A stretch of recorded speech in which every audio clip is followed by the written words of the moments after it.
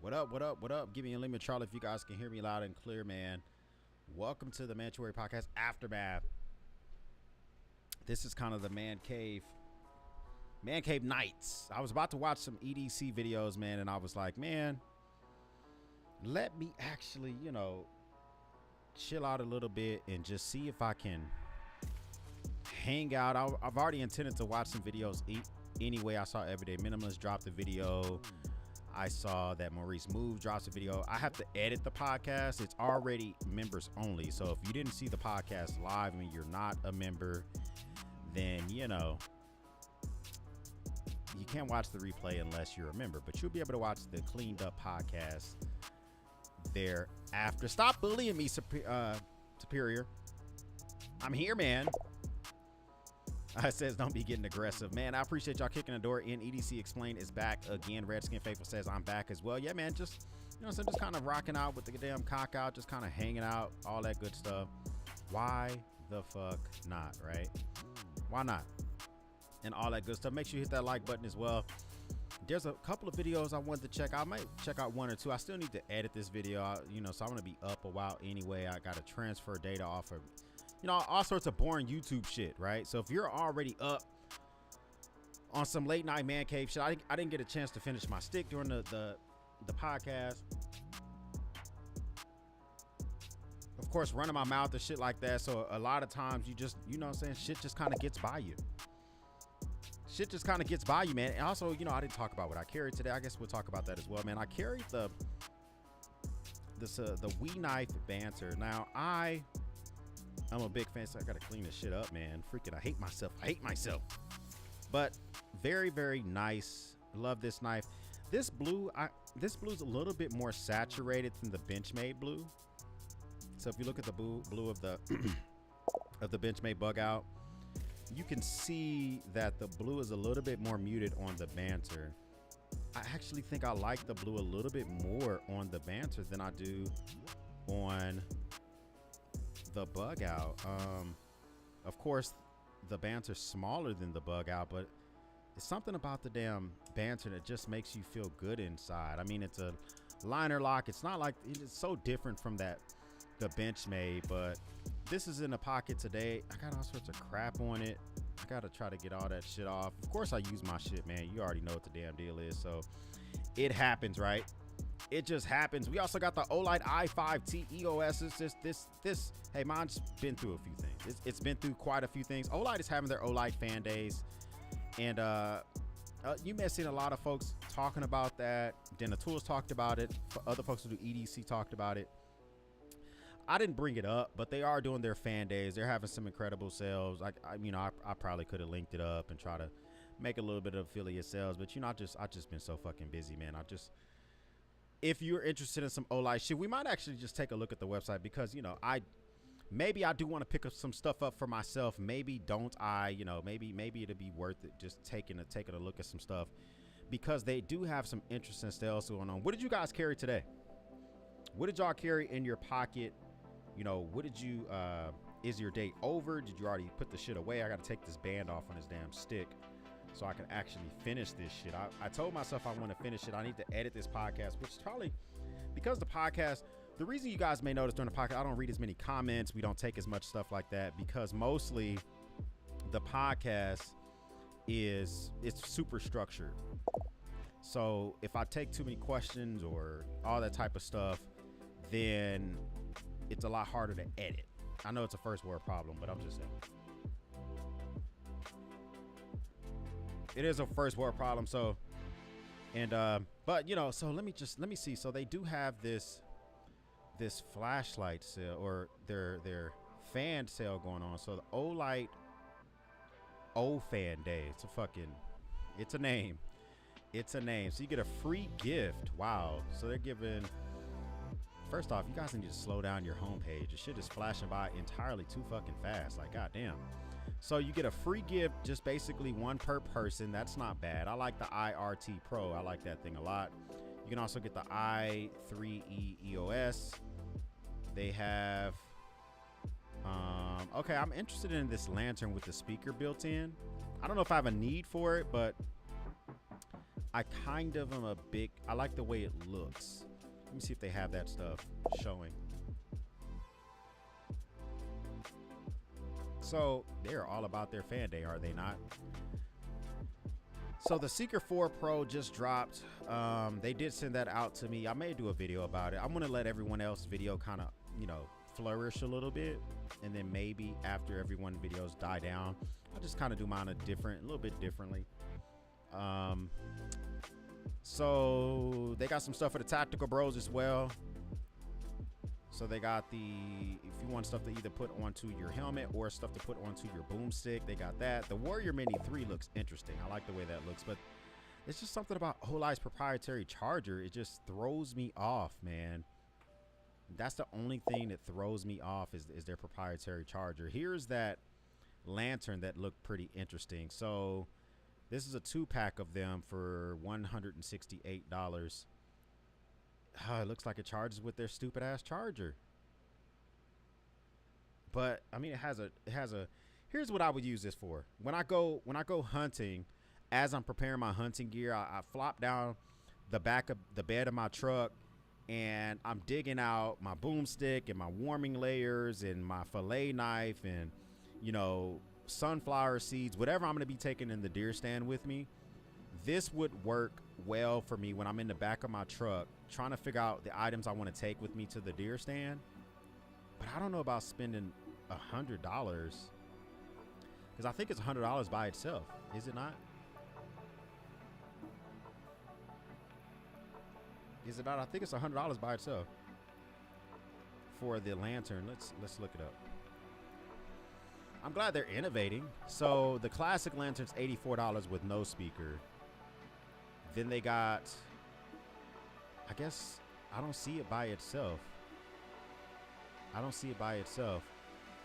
Oh, here it is right here. So you can get the Olight lantern. It's $99. I don't know if I can spend $100 on something that's gonna have such a limited use. Maybe you guys can find more use for it, but yeah, maybe I could have more limited use. It says just ordered the donut pin and the knife myself, says EDC explained. Superior says he carried the SIG P365X macro and the Civivi Baby Banter, which is the smaller knife with the knife that I'm carrying today. Has a big old stogie. Let me see some guns. I'm not going to show those right now. Sometimes YouTube's not a big fan of that, and we just started the stream. Sometimes, you know, let the stream go a little bit more. Maybe I'll grab some stuff, but not at the very beginning. We'll just see where it is. It says the speaker in it is trash. Really? So it's made of 154 cm stainless steel to my Carter Hunter for the folding pocket knife tool. Wait, what the fuck are they talking about? Oh, I guess if you buy it with the combination knife. Yeah, they have this language here. So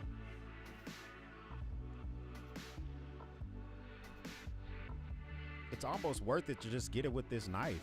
Spend 40 extra bucks. I mean, that looks like a $40 knife. It does 154 cm steel. I like my Carter. I love my Carter scales. Fucking love them. I love the way they patina. Comes with no cable, and then you get a free cable as a gift. I don't know, man. That's pricey. I mean, they got some good deals, man. They got some good deals. If any of that stuff looks interesting, I would just say check it out. Here's the thing I like about Olight. Olight is kind of like Apple of the flashlight world. They're always updating some shit. They're always updating some shit. And it's crazy because, you know, I just talked about it today on the podcast. iPhone 15 just dropped. Not a lot of changes. OLED's kind of the same way. There's not a ton of changes between the Seeker 4 and the Seeker 3. I watched a video today where it just, you know what I'm saying, it didn't freaking blow my goddamn panties off. It wasn't anything that just had me like, oh my God, this shit is amazing. I need to break the bank. But, you know, OLED's still a pretty good company. Pretty good company. A lot of stuff made in China. You know, it is what it is. Who's in the building, man? Who is here? What questions y'all may have? All that good stuff. Put a Q colon in front of your stuff to gain my attention. Makes life a little bit easier. Yeah, I am back. Mike and Ike's is here, back again. I appreciate you stopping by again. Smash that like button. Absolutely, man. Hit the like button. I hit the like button on my own shit. I will hit the like button on my own shit. I'll throw some emojis in the goddamn chat as well, man. I'm already got the shit pulled up. Might as well freaking make this shit happen, man. So he says, hurry the fuck. Yeah, we talked about that already. Don't be getting aggressive, man. Listen, that's a crazy thing that the aggression, folks getting aggressive at work is a real life thing. It's a real life thing. And it's so crazy because I'm trying, you know, I take the advice of Danny Lene when she says, you know, don't be overly aggressive and all that type of stuff when it comes to that type of shit. I 100% get it with the $9.99 super chat. A Brazilian dad says, tapping in from the bay, excuse me, tapping in from the bay with respect. 2 in 1 day, X salute to the work ethic, keeping building up our community. Man, I appreciate that, man. That diaper money coming through, making this shit happen real quick. It's definitely diaper money. My 4-month-old is going from size 2 to size 3 diapers, so it's literally diaper money. So we appreciate that, man. We do appreciate that. Can you get the free flashlight if you just pay for shipping? That's a good question. That's a real good question. I don't think you actually have to do anything to initiate the free flashlight other than, I don't know if I can do it. I think you have to sign up for an account. I think the way you get the flashlight is you have to log in. Let me try to log in real quick. Let me hide my screen for you freaking peasants. And let me try to log in and see if I can get this shit. All right, so log in. It might not let me do it because I'm an affiliate. So it actually might not let me do it. So let me go to other login methods.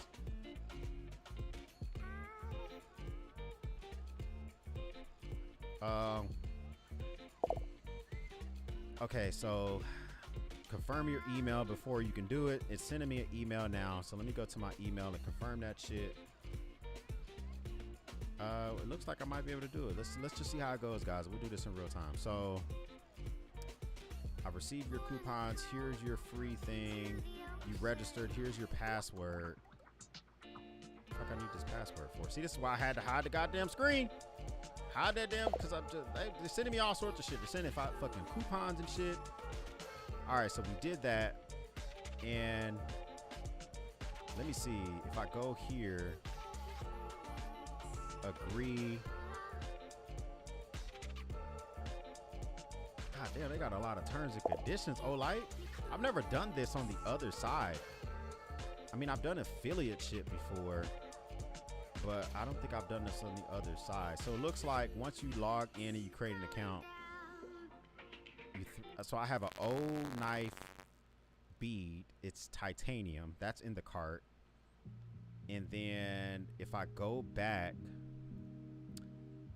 to the home screen, will it actually let me get the free item? Let's check it out.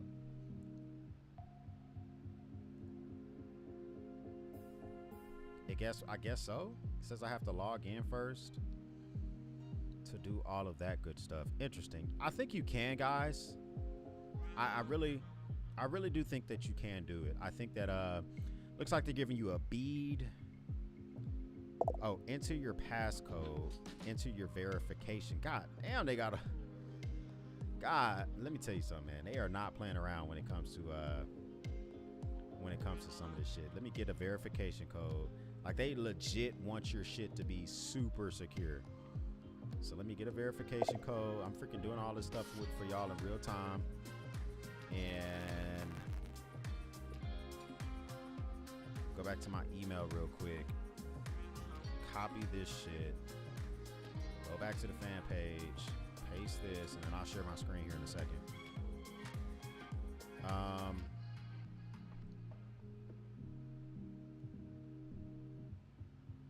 Yeah, they make this shit fucking hard as shit. All right, so let's try this shit one more time.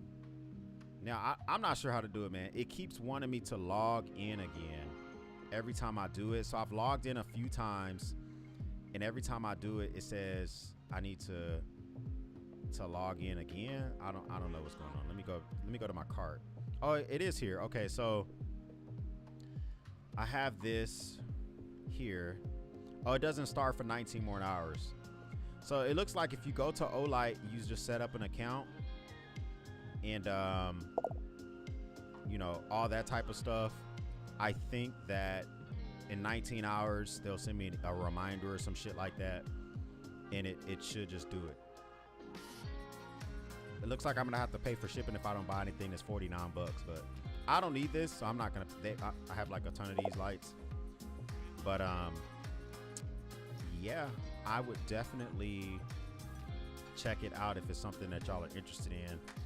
Any recommendation on Olight rifle lights? It's interesting, Redskin Faithful, because Olight reached out to me and wants to send me some rifle lights, and I'm very particular about the lights that go on my boomstick. So I have Surefire, and I think I have a light by Streamlight, and they're already mounted to my boomsticks. The only one that didn't have one is a 30-06. I don't need a light on that. So I'm not sure if I know any off the top of my head, but that's an interesting question. I think I will let them send me one. The issue is that they want me to do a video on it, and I'm not going hunting yet. So if I promise them a video on their hunting light, I would just be reviewing in my man cave. I don't think that adds a lot of value. I think I would prefer to like get it and possibly take it out to the field with me before I decide that I'm going to jump wholeheartedly into it. They apparently had a problem on the past of people creating a grip burner emails to get free lights, and they had to tighten down. Okay, Brandon, that makes a lot of sense, because this fucking login process was fucking complicated. It was complicated with the $9.99 super chat. Resilient that says more motivation for the motivated. It's all love. Keep it going, man. I appreciate that, man. I just got a whole goddamn box of diapers. I'm not in my normal streaming setup. I would give you a freaking hand clap. I'm in my desk. Otherwise, I would freaking have to clap it up for you, boy, man. I would have to clap. Damn, this shit went out again. I would have to clap it up, man. But I told myself I gotta let me see if I miss anything else question wise or any comments I want to read before I jump into this first video. But I told myself I really wanted to check out Everyday Minimalist dropped the EDC truck video. Now it's interesting because he does a lot of content, you know, normally like in his man cave, and he talks about knives a lot, but it piques my interest when people kind of talk about the things they keep in their vehicles. I know he does a lot of camping. So if he's camping, I'm assuming his vehicle's not a concrete cowboy, right? That thing might be, you know what I'm saying, get a little bit of dirt in them tires. So I'm pretty interested to see what he has going on with that. So I want to check that out as well, man, because it's a very interesting thing. I said I have the lantern mini, and I use it for a light in the closet with no wire when not camping. Brandon, that's the thing. Am I gonna use it in more capacities than just simply? Because I don't camp a lot.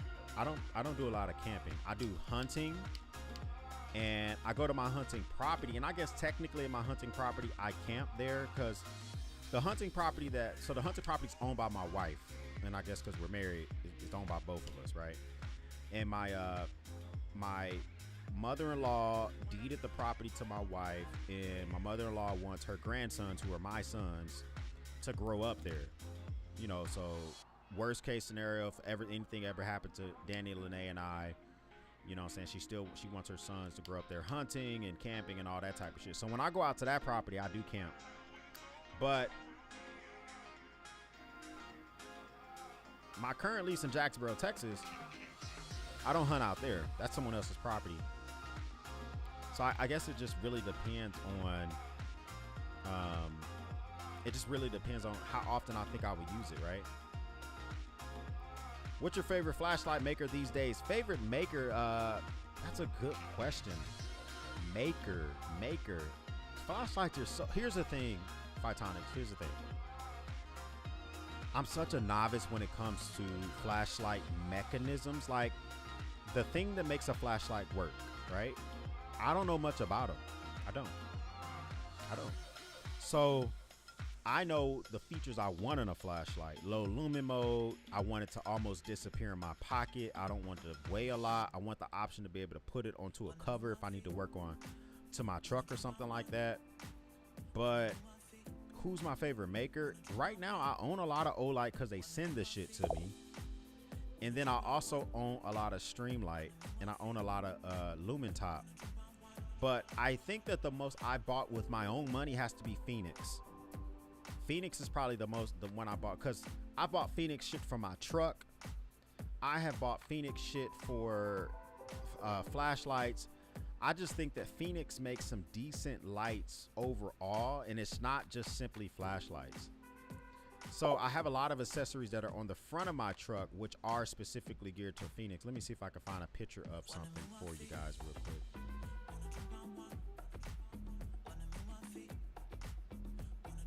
So, where do we have a picture of the Phoenix lights? I guess I don't have a picture per se. I've got pictures, but that's my freaking... Let's see this one here. Let me take this one.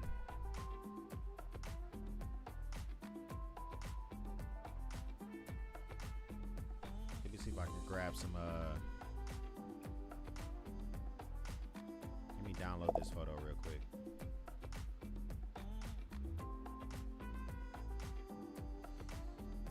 I'll download this photo. Yeah, so I have some, I do have like my go-tos when it comes to some of these makers or whatever, but it's pretty like,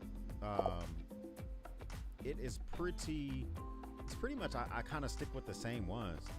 Geek as God says, I use USB-C Phoenix for life. They're great. I just think that they make some great products. I mean, I haven't had a lot of issues with their stuff. I haven't had a lot of things where I'm just like, oh my gosh, I wish this thing worked better. It seems like it just always worked when I need it to, which is a good thing. Let me open this up.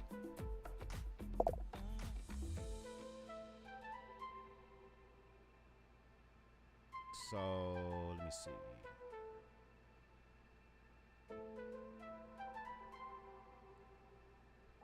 All right, so I'll show you with the lights I have on the front of my truck. So we got this one here. Let me change this real quick. So yeah, those lights on the front of my truck are by Phoenix.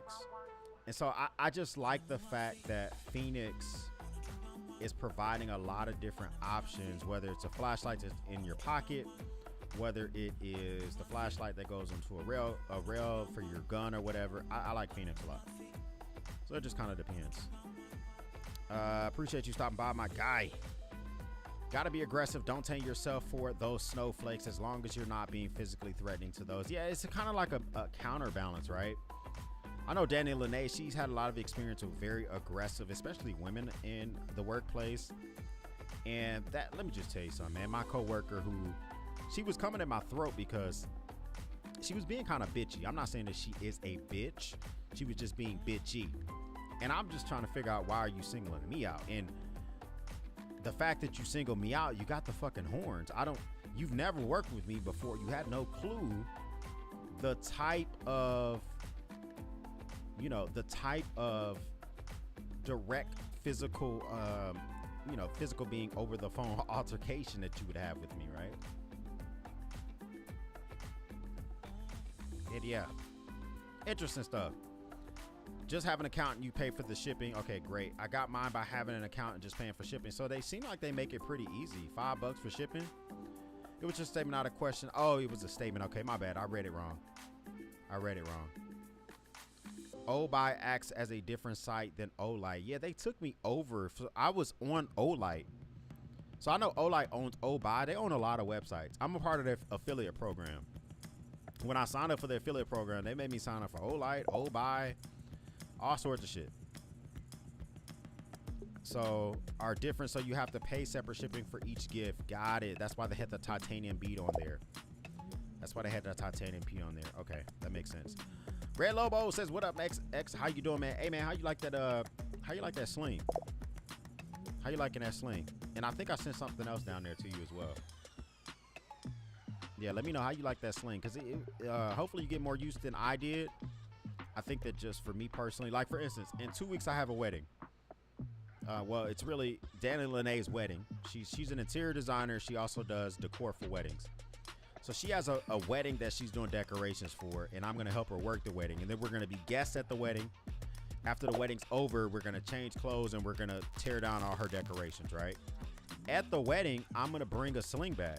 I'm going to wear it underneath my suit jacket. And I'm going to bring the nutsack admin pouch because it's going to fit right in. You know, I love Data Crew, but it just wouldn't work in a suit, right? Really wouldn't work in a suit. L Stacker says, thoughts on the Aurora 8A8 flashlight. I thought Ron Kwok just did a video about that. Did he not? Here's my, I guess generally my thoughts on Rovivon and their flashlights. I think that they are positioning themselves to be very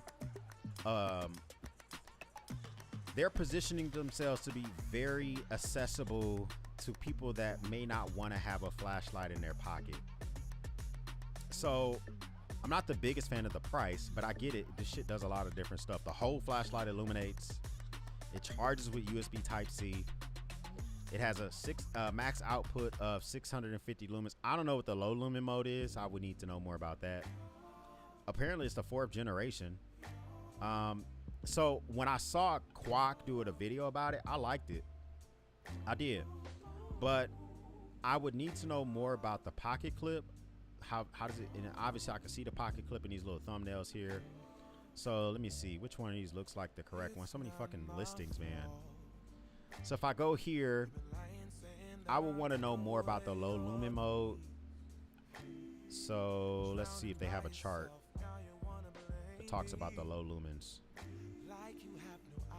So it's magnetic, I think. Okay. Low lumen mode's only 25 lumens. So I wouldn't be able to carry that in my, I personally wouldn't be able to carry it for around the house use. I like stuff that's a little bit even lower lumens than that. I will say this, that all the Rovivons I own that are cylinder in shape, not the flat flashlights, but cylinder in shape, I don't like the pocket clips. I don't really like any of Rovivon's pocket clips, but the flats are better than their freaking cylinder or their drum style flashlights. I will tell you that. But when it comes to the when it comes to pocket clips, Streamlight and Olight are not playing around. And I own Surefire, and I own a lot of fucking different brands. So mind if I ask you what you audit? Y'all audit defense contractors. So when I was in the Marines, I wrote contracts. So I would travel with anybody really, whether it be force recon operators, just a so I would go on like a MEU. I would go on ships. I would go anywhere, and I mostly travel by myself. So I would either be in Jamaica with operators, I'll be in Morocco with Army, I might be in Bahrain with sailors, I might be in Spain or Greece or wherever I was at, and I would write contracts. In Afghanistan, the same thing. So most of my off the wire trips in Afghanistan were with the Army, and I had a lot of contracts that were in different areas in Afghanistan, and they would take me out to my contracts. And so the only thing about that is in Afghanistan, we had to pay, if we wanted to go certain neighborhoods, we had to pay each neighborhood had basically a lord. And if we wanted to drive past his street without him firing at us, we literally had a backpack full of cash that we would have to pay sometimes. Well, the person who's authorized to distribute that cash was me. I couldn't carry the cash. I would literally have a dispersing Marine with me, and I was authorized to actually carry the cash. I keep forgetting every time I do a thumbs up, this fucking thing does a thumbs up. So anyways, but now I audit contracts. I audit contracts from the people like Boeing's, Lockheed Martin, Raytheon's, SAIC, and shit like that. Let's see. Oddly enough, Brandon says, oddly enough, I use my most used Olight. Yeah, you know that O bulb is freaking interesting. I like their safety light. I didn't know I would like it so much, but when I go rucking, the safety light by far is one of my favorite products from Olight. Because this thing here, it's $11. I only use it in green mode. It does red, green, and white. I think it does blue too, but I only use it in green. So whenever I go rucking, I attach this to my actual bag, and I literally use this so that other people that are on the trail can see me, cars can see me, because sometimes with the places I ruck makes me walk on the street sometimes. I didn't think I would like this thing that much. It keeps me from using my flashlight as often. The flashlight I normally carry with me is the EC300, and so that thing's fucking bright. This thing is fantastic. It clips on, it recharges with USB Type-C instead of their goofy ass magnetic charger that they use. I don't think I could recommend this anymore to people. This is actually a very useful product from Olight. And at $11, right? It's $14.99, but if you bundle it, looks like you get 20% off. It's an $11.99.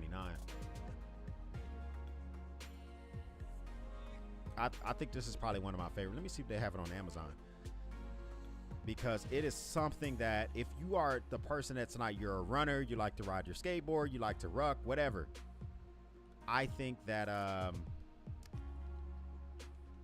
it might be something worth investing in. So those are pretty big. They may not have it on Amazon yet. So they call it a Olight Gobbler safety light. What the fuck is this? The Olight bike light. Man, Olight is fucking making everything, aren't they? Nitecore makes their own version. Okay. Infrared tactical identification signal. Interesting. But that's $30. I don't know about that. So they call this shit a Gobbler. Do they sell it on Amazon yet? Not yet, but it's only a matter of time. It eventually will make its way to Amazon. I always recommend to buy, even though you usually can get better prices on Olight's website, I usually recommend buying on Amazon because of the convenience of the return policy. Like if you want to return some shit on Amazon, you go to Kohl's or Whole Foods or UPS store, or you could do a pickup. It's just so many different options for returning it. It makes life a lot easier most of the time.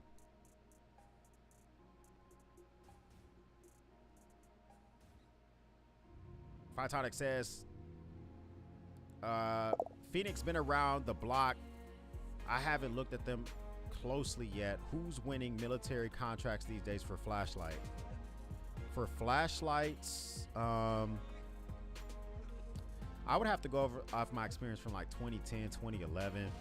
Those contracts were written at the Marine Corps Syscom level, meaning that those are like Marine Corps wide contracts. The flashlights we had in our pocket, so I know we carried a lot of SOG multi-tools, Gerber multi-tools. We carried Gerber pocket knives. I can't remember where the moonbeams came from.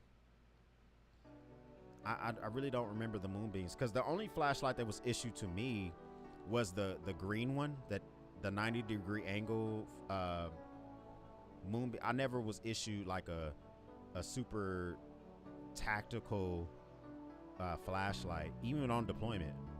It just wasn't. You were more than welcome to buy your own, but the one that was issued to me looked just like this. This is the one that was issued to me for deployment. The one that literally you can clip this to your bag, clip this to your chest, and it just a 90-degree angle. That's it. Now, other folks, operate. They get different type of gear, but this is the type of flashlight that was issued to us.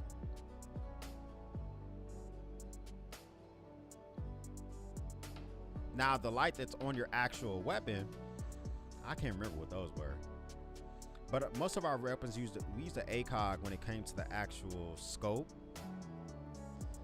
So yeah, I can't remember the light that was on the flashlight, but that was the light that was on our chest. That was definitely the light that was on our damn chest. And probably a lot of y'all got a lot of experience with that. So EDC Explained says A8 is great light if you can, if it can get used. Yeah, the pocket clips are trash. I agree. It's just those flashlights are they're hard, man. Red Lobo says the sling is awesome. It's a definitely urban EDC. I'm loving the wingback wallet. Well, that's what I sent, the wallet. Well, I'm glad you won both of those, man.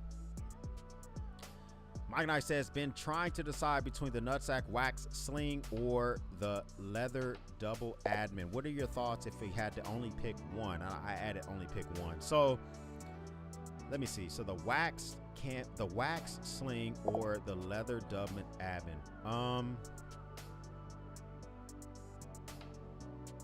I probably would go with the wax sling because it is more versatile. I mean, you can't take it to a wedding or some shit like that, but they just came out with this new accessory, and basically they came out with a new accessory that takes the sling bag and turns it into a backpack. And so I thought it was extremely interesting. It sold out within like minutes. Let me see if I can find it. It literally sold out within minutes. But it takes your EDC sling that you get from Nutsack, and it literally makes it so that you can carry it on your back. So this is the wax canvas bag Mike and Ike was just talking about. They made this sling converter. This thing is crazy. You can now take your freaking sling bag and wear it like a backpack. Now, it's not going to be super comfortable. Those straps aren't really designed probably to be worn all day on your back. But when it came out, I saw the email, and when I saw, first off, it's $49. I'm not a big fan of the price, right? I mean, the bag's $189, and now you're spending $49 for this converter. But this is one of those buy once, cry once. So once you freaking, spend that nut and you grab this thing, then you're kind of feeling good about your purchase. So for disclosure, I reached out to Nutsack and I said, hey, do you have any more press kits? Do you have a press kit for this thing? Can you fucking send me one, right? And the owner of the company said it sold out literally within 3 hours. So when they get more in, I told him, I said, hey, listen, I pushed this a little notify when available. I told him, I said, hey, listen, I'm not even gonna wait for your email. If it comes back in stock, I'm just gonna fucking buy the shit, because it just looks like some shit I would definitely use. It just makes it that much more versatile all of a sudden, right? So yeah, if I had to choose one, I would choose the sling bag. Even though I think that I do believe that the double admin in leather looks better in a lot more scenarios. Christopher says pocket clip inside it. It's also magnetic, so you keep it away from your EDC compass. Okay, makes sense. So yeah, I don't really have an EDC compass per se. I have, like, in my survival kit, I have a Lesmatic compass, Asunto compass. They make it for if I want to shoot an azimuth, so you bring that up to your chin and you actually can shoot an azimuth. So like, I don't really have button compass. I have one on my smartwatch, and I don't really wear smartwatches very often. I wear it when I go rucking and when I cut the grass. Cutting the grass is basically over. We're entering fall. I got maybe one more cut left, and I go rucking all the time. I normally am wearing like an analog watch. So if I'm wearing something, it's some shit like this. I like to wear field watches, dive watches. Just makes me feel a little bit more old school. I have a review of the Rovivon light on my channel, and I addressed that clip. Really? I didn't know you did content. Field trip. EDC explained. So Let's see. If a mod can drop his, if one of my mods, I don't know if who's here right now, Mike and Ike's. If a mod can drop his channel in chat, that would be appreciated. If a mod can, matter of fact, let me mod some people up real quick, cause yeah, cause you can't drop links in my channel, but if one of my mods can drop his channel into chat, then I'll check it out. I just modded a couple of folks up. So if you see EDC Explain, all you have to do is click on the folks I just modded up, click on EDC Explain's name in chat and go to his channel, and then you can just paste his link into the chat. Appreciate it. Gotta pay that tax. Man, I'm telling you, man, these people are not playing around when it comes to these damn taxes. Like, when it comes to freaking hitting you over the head for that buy once, cry once type of shit, it's fucking real life. It's real life. Do you struggle unhooking the Gover like I do? Yes. You talking about that Olite, that gobbler? Fuck yes. It's one thing I will say, right? Like, it is definitely, it's a, when it's time. But here's the thing though. If you're talking about that Olite, I don't really unhook it that much. My rucking setup is the Vertex. Oh, Dwayne, I forgot to tell Dwayne earlier. Dwayne, okay, let me just say this now. Dwayne, if you watch this on the replay, you won the Vertex waist pack. I think it was the waist pack in my last video. So Dwayne, I need you to email me. I need you to email me, and then so I can get your address and I can send you the Vertex waist pack. So if you watch this on the replay. So yeah, but I really don't take it off my ruck setup. It kind of just stays there. EDC Explains mod me. I've been around. I tend to mod channel members. So if you become a weapons company or higher channel member, then you get modded automatically. I just modded a few channel members because I only had one in chat. But the way it works is if you're a weapons company or higher, then you get modded automatically. I see those in chat. I appreciate y'all for dropping that in there for me. Surefire or Streamlight currently for those you talking about, for those contracts. Yeah, I can see that. Sure, you know, another company that's winning a lot of contracts right now is Hogue. Hogue is for the tactical bros. They are definitely trying to, like, they're trying to get in a little bit more when it comes to those military contracts, like 100%. 100%. Don't know if this is personal, but my brother just came home and they can't legally carry anymore. So I'm trying to convince him that a flashlight can be more effective in the self-defense scenario. It can be. 100% can be. EDC Explain. Welcome to the battalion, sir. Thanks for being a goddamn member. Super well appreciated. Go ahead, mod you up real quick. But yeah, I know that so like in England, I don't think they can carry knives that lock. I think they can carry knives, but they can't lock. So like a slip joint that doesn't lock, or any other type of knife that doesn't lock, I think they can carry those, but I really don't know. But in a self-defense situation, anything that's balled up in your fist can be pretty effective. So if you don't want to break your own hand in a self-defense situation, so I used to be a Marine Corps martial arts instructor, so I'm not an expert, but I've been choked out a lot, especially if I didn't want to tap out to my students. I've been in fights. I've lost a tooth in a fight. Literally, this tooth in one of my teeth in my mouth is fake. I lost it in a fight. So I've been, you know what I'm saying, I've taken a goddamn punch. One thing I learned in fights is that if you can ball something into your fist, it strengthens your fist, right? But it also lessens the likelihood that you'll break your own hand. So a flashlight balled into your fist, if you're about to enter into a flashlight or into a fight, is more effective in a lot of situations. So yeah, I see that nutsack in my future pause. Ah, man, no, I get it, man. Absolutely, I get that. So the they want to hide in the darkness and all that good stuff. Yeah, it's not only for just illuminating and being able to see the threat, but any of that type of stuff. All right, so we got this here. Let me check this out real quick, man. Let me pull this up. So look at the text. Copy this. I don't know if I'm gonna watch the video right now, but I do want to go to your channel. So let's see. We got. What's up, guys? It's your boy Michael from EDC Explain. I'm gonna try to do a one-take review video real quick. So it's one take review. You know what that means? Literally, he's gonna push play or record and just go for it. I get it. Not just a bunch of cuts, but anyways, today I'm bringing you the E3. Okay, I see the. Is that a Razer mount? You do gaming? You're a gamer? You're a gamer? Okay. I feel you. I want to get to more gaming myself. I hate myself. I hate myself.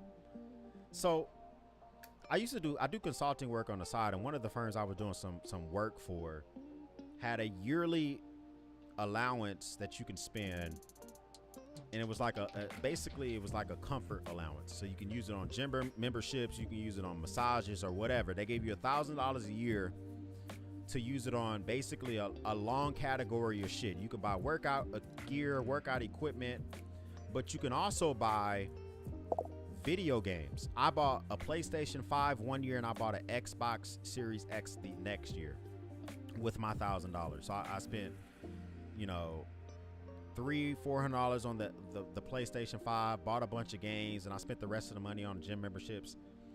And I own both of them, and they just fucking sit there. They sit there. Like, I want to do more members only streams where I just play Call of Duty. And if you're a member, you just want to either come hang out and stream, or if you play Call of Duty, we can do some shit like that. But I'm so fucking busy, man. Between goddamn Danny Lene, her fat ass. No, not like, she's not fat, but she got a fat ass. So between her, you know what I'm saying, keeping me busy, always chasing after her, and you know what I'm saying, my fucking 5 kids, fucking busy. Work, YouTube, it's real life. So video games just don't get played enough around here. I think I would be a fucking really salty if I spent my own goddamn money on that shit.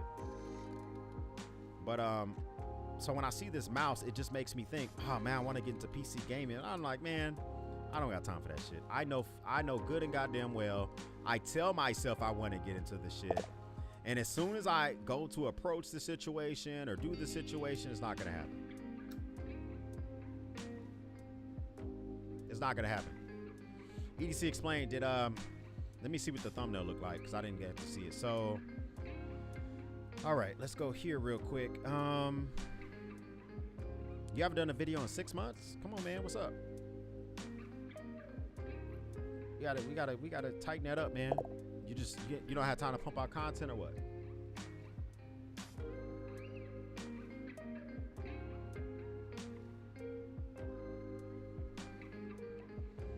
So let's see. You done a review on $600 EDC challenge, Olight Valentine's Day sale. All right. Okay. Gotcha. So let's see what we're working with real quick when it comes to the video, man. What's up, guys? It's your boy Michael from EDC Explain. I'm gonna try to do a one-take review video real quick, so it's not just a bunch of cuts. But anyways, today I'm bringing you the E300S Angel Eyes by Rovivon. Yeah, those flat flashlight by Rovivon. The pocket clips are hard to get in your pocket, but I think they do slip off the flashlight pretty easily, but they're a little bit better than the circular. They did send me this light. They're not paying me. I'm giving an honest review. Even if they were. I like the fact that you disclose that like off rip. A lot of YouTubers, especially the EDC game, don't fucking disclose that. They don't. You don't have to disclose it. You don't have to. You could just push the little button on YouTube that says this video includes paid promotion or whatever, which doesn't mean they paid you. It just means that you got some shit for free. But a lot of times I watch a video and I know good and goddamn well, right? I know good and goddamn well you ain't bought that shit, and I don't get those type of disclosures. I don't want to name names, but it happens a lot. I try my best to disclose that shit, live streams or in a regular video. Try my best to disclose that shit. It would still be an honest review. So if anybody else wants to send me products to review, whether it be computer tech. Now, one thing I would say EDC Explain is I do have on my channel, if you want to, I've talked about this before, but if you go to my channel, I don't know what your spiel is when when you reach out to these companies. But if you go to my channel, I do have this section because I am second from the bottom when it comes to the collection of manliness. Play on words there. If you go to my website, you go to influencer helpline. If you go here and you put your information in here, I'll send you get a free PDF of the information that I sent to companies when I want them to send me free shit. It'll be and also it'll give you a glimpse in like how I do pricing for YouTube and shit like that. All that's for free. So just go to the marinex.com/influencer and it will show you exactly what I sent to companies when I want to work with them. Whether I DM on Instagram, I send them an email, whatever. So yeah. Or EDC, I got you. Let's move on. So, moving on to the site, I have some stuff right here. I don't know if you want to zoom in, pause it. They got a whole goddamn script on there. Let me see. Let me check this out real quick, man. Because I own this flashlight. This specific one I own. So I wanted to see. That will says 100 minutes, but it does step down after 3 minutes due to heat. However, a 3-minute turbo is very impressive. I see you also have the Rovivon. What is that right there? The E8. You also have the Streamlight Wedge up there, the top of this frame. Okay. Because most lights like an O light or anything like that, any kind. The pre-run mini. Okay, so you're not playing around. You're not playing around. Y'all might have to check out your content. I'm not gonna push the subscribe button yet because listen, I'm real stingy with my subscribes because I like content. I love content, and like you haven't put out content in 6 months, and so like for me, I like content. YouTube is TV for me. So when I go to YouTube, I like the people that I subscribe to. I want them to serve me up content. But what I will do is bookmark your shit. I will bookmark your page. And let's just see where it goes from there. How about that? Let me see if anything else real quick before I jump into this video so I can start editing, man. I told myself I've already been at it for fucking 53 goddamn minutes. I still ain't even started the goddamn. Oh my God. Let's go. One of my favorite YouTubers, field trip on the video. I'll take it. Hey man, most definitely. I appreciate you stopping by, man. I always like folks just coming in, interacting, all that good stuff.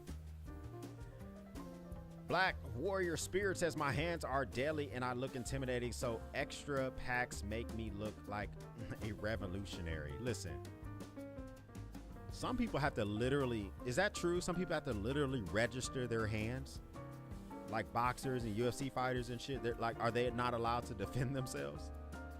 Like, imagine stopping by the local magistrate, stopping by the local police station, say, hey, yeah, I'm here to register my hands because I like to freaking lay down bodies. I'm freaking here to just freaking register my hands because I put people to sleep. Imagine that. Any recommendations on Faraday cage bags? So, oh man, I don't own any Faraday. Let me see. Because I feel like companies have reached out to me to send me that type of stuff, but it's just really hard for me to accept, to really accept that type of stuff when they were like really forcing me to really produce that, right? And let's see. Here's the thing though. The big purpose of those bags is to block signal. Do they also block EMP, Christopher? Do they block EMP? Because I know, like, if you want to be able to put your shit inside and block it from signal and stuff like that, but do they, like, if there was an EMP in your city and you had shit in that bag, would those items be safe or what? You know, so I don't know. I think about it a lot of times, but you know. Salute, Daps, Marine X, appreciate that, man. It's not registered, it's more like catch a higher charge if you're trained. Okay, that makes sense. Yeah, I'm not trying to freaking catch no goddamn, you know what I'm saying? When I left the Marine Corps in training for martial arts and shit like that, I left all that type of stuff behind. Let me check this out real quick. What's going on, guys? Welcome back to Everyday Minimalist. My name is Brandon, and today I'm gonna be Man, you ain't taking no goddamn sip of water. I'm used to freaking that first sip of water. This video is called What's in My Truck EDC 2023 truck tour. Let me move myself a little bit because I'm kind of in the way. All right, so I'll move me over here. Matter of fact, let me flip the camera around for y'all real quick. Some people get real goddamn particular about that shit. Oh, I can't see the title. What's the name of this video? What's the name of this video? I don't know what you're watching. All right, so let me check this out real quick, man. Showing you guys what. Man, House of Blades is like right down the street. Like right down the street from my damn house. I need to holler at them so they can sponsor a video too. Christopher says they claim to. I have an EMP shield on my truck. Right? And literally on my truck. So let me show you real quick. I don't know if the shit will work, but I do have an EMP shield EMP shield on my truck. And I don't know if it's going to work, but if there ever is an EMP, you know, I hope it works. So the purpose of this thing is to try to protect your battery during an EMP.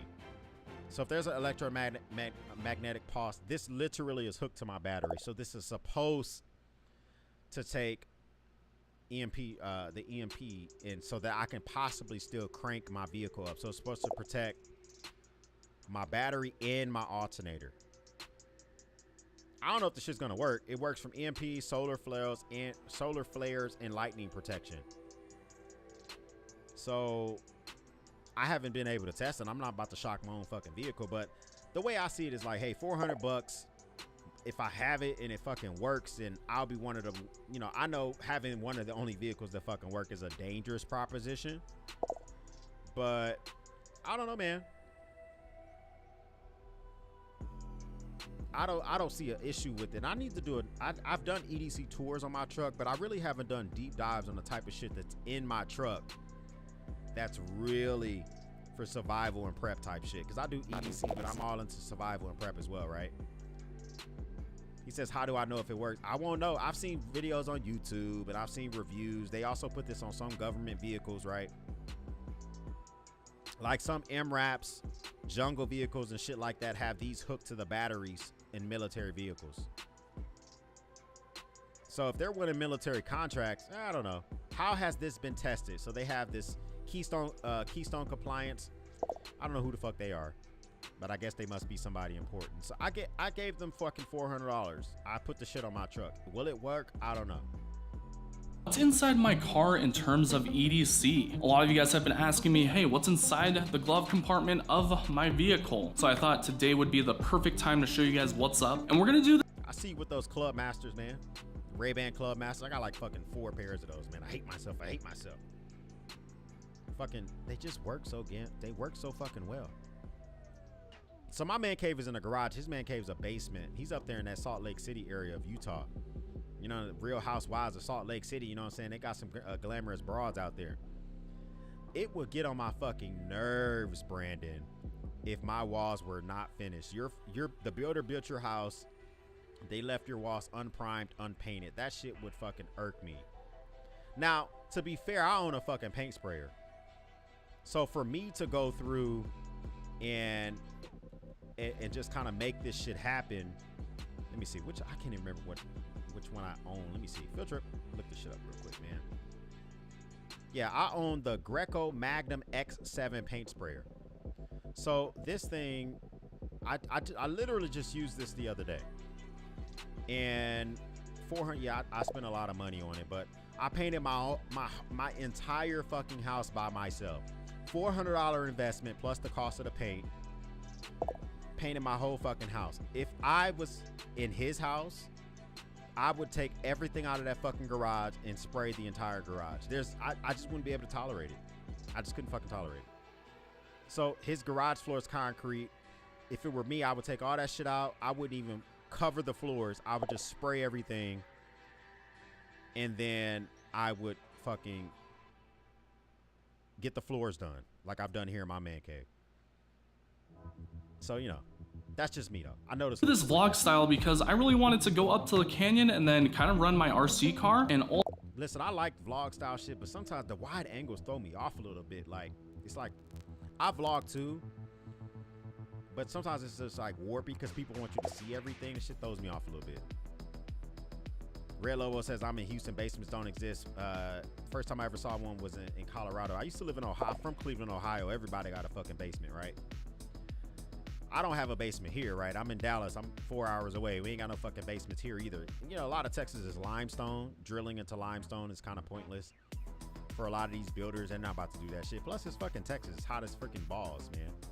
Freaking sweaty, nasty ass balls. Pause. So a lot of people aren't trying to throw the goddamn basements and shit. Also, test out this brand. I don't know. It kind of irks me.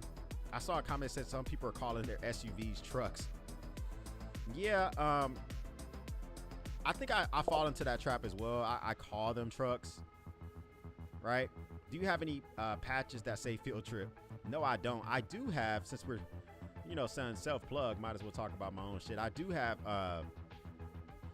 if you drink, if you like to partake into the, I need to make more shit, but I do sell whiskey glass lids, and I sell, version 1 of my coaster said field trip. I need to make another version, but one of these coasters says field trip on it. So if you drink bourbon, then there you go. You can get a field trip whiskey glass lid. My coasters used to say field trip. My second version doesn't say that. I need to come up with another one, but right now they're just, damn son, where'd you find that? Are you not entertained? And go pound sand. I need to get another one that says field trip, but you know, I just haven't. I need another design for that.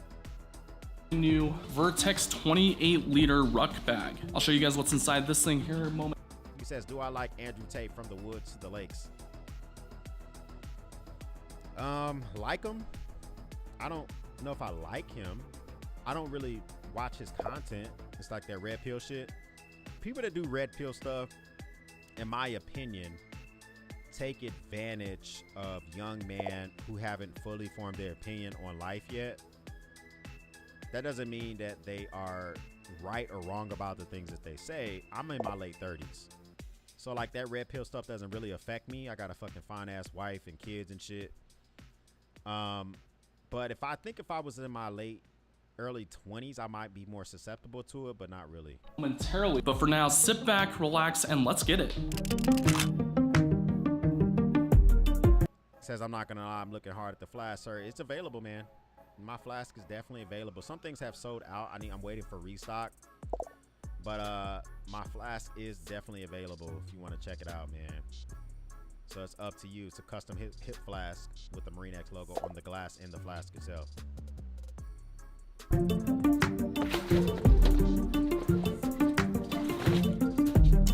One thing, listen, this is one thing I will say, okay? My content's a little bit different. I'm not knocking everyday minimalist. I'm just, like, for me personally, I try my best in my content to tell a story without explaining what's about to happen, if that makes sense. So like a lot of times when I vlog or I do a video, I just try to fucking just go for it, just kind of take you there. But I don't really need to tell you, like, I'm about to go have coffee with my boy, and then after I have coffee, I'm gonna go over here and freaking go balls deep in this girl. Then after that, you know, so I'm just gonna take you on a journey. I'm gonna take you to the coffee shop. I'm gonna take you to the girl. I'm not gonna take you goddamn balls deep with me, shit like that. But you know.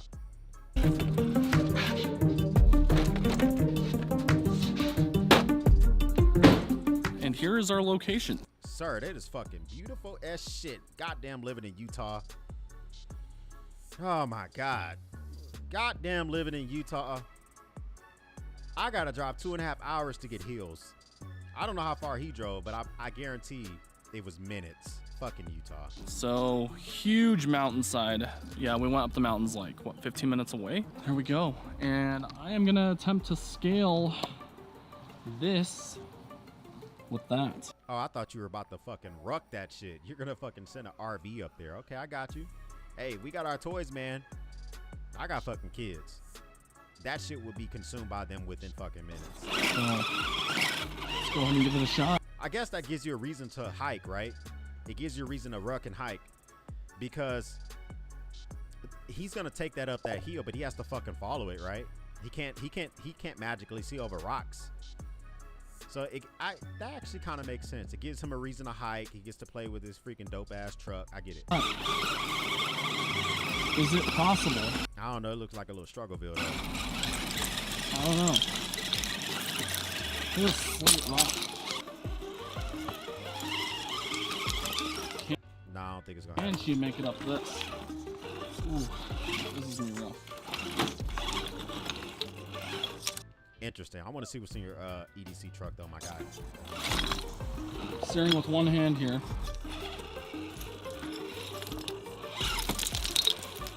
There we go. Almost. He says, Seer King says, is this still live? Yeah, we're live right now. He says, watch your mouth there, Marine. What did I say?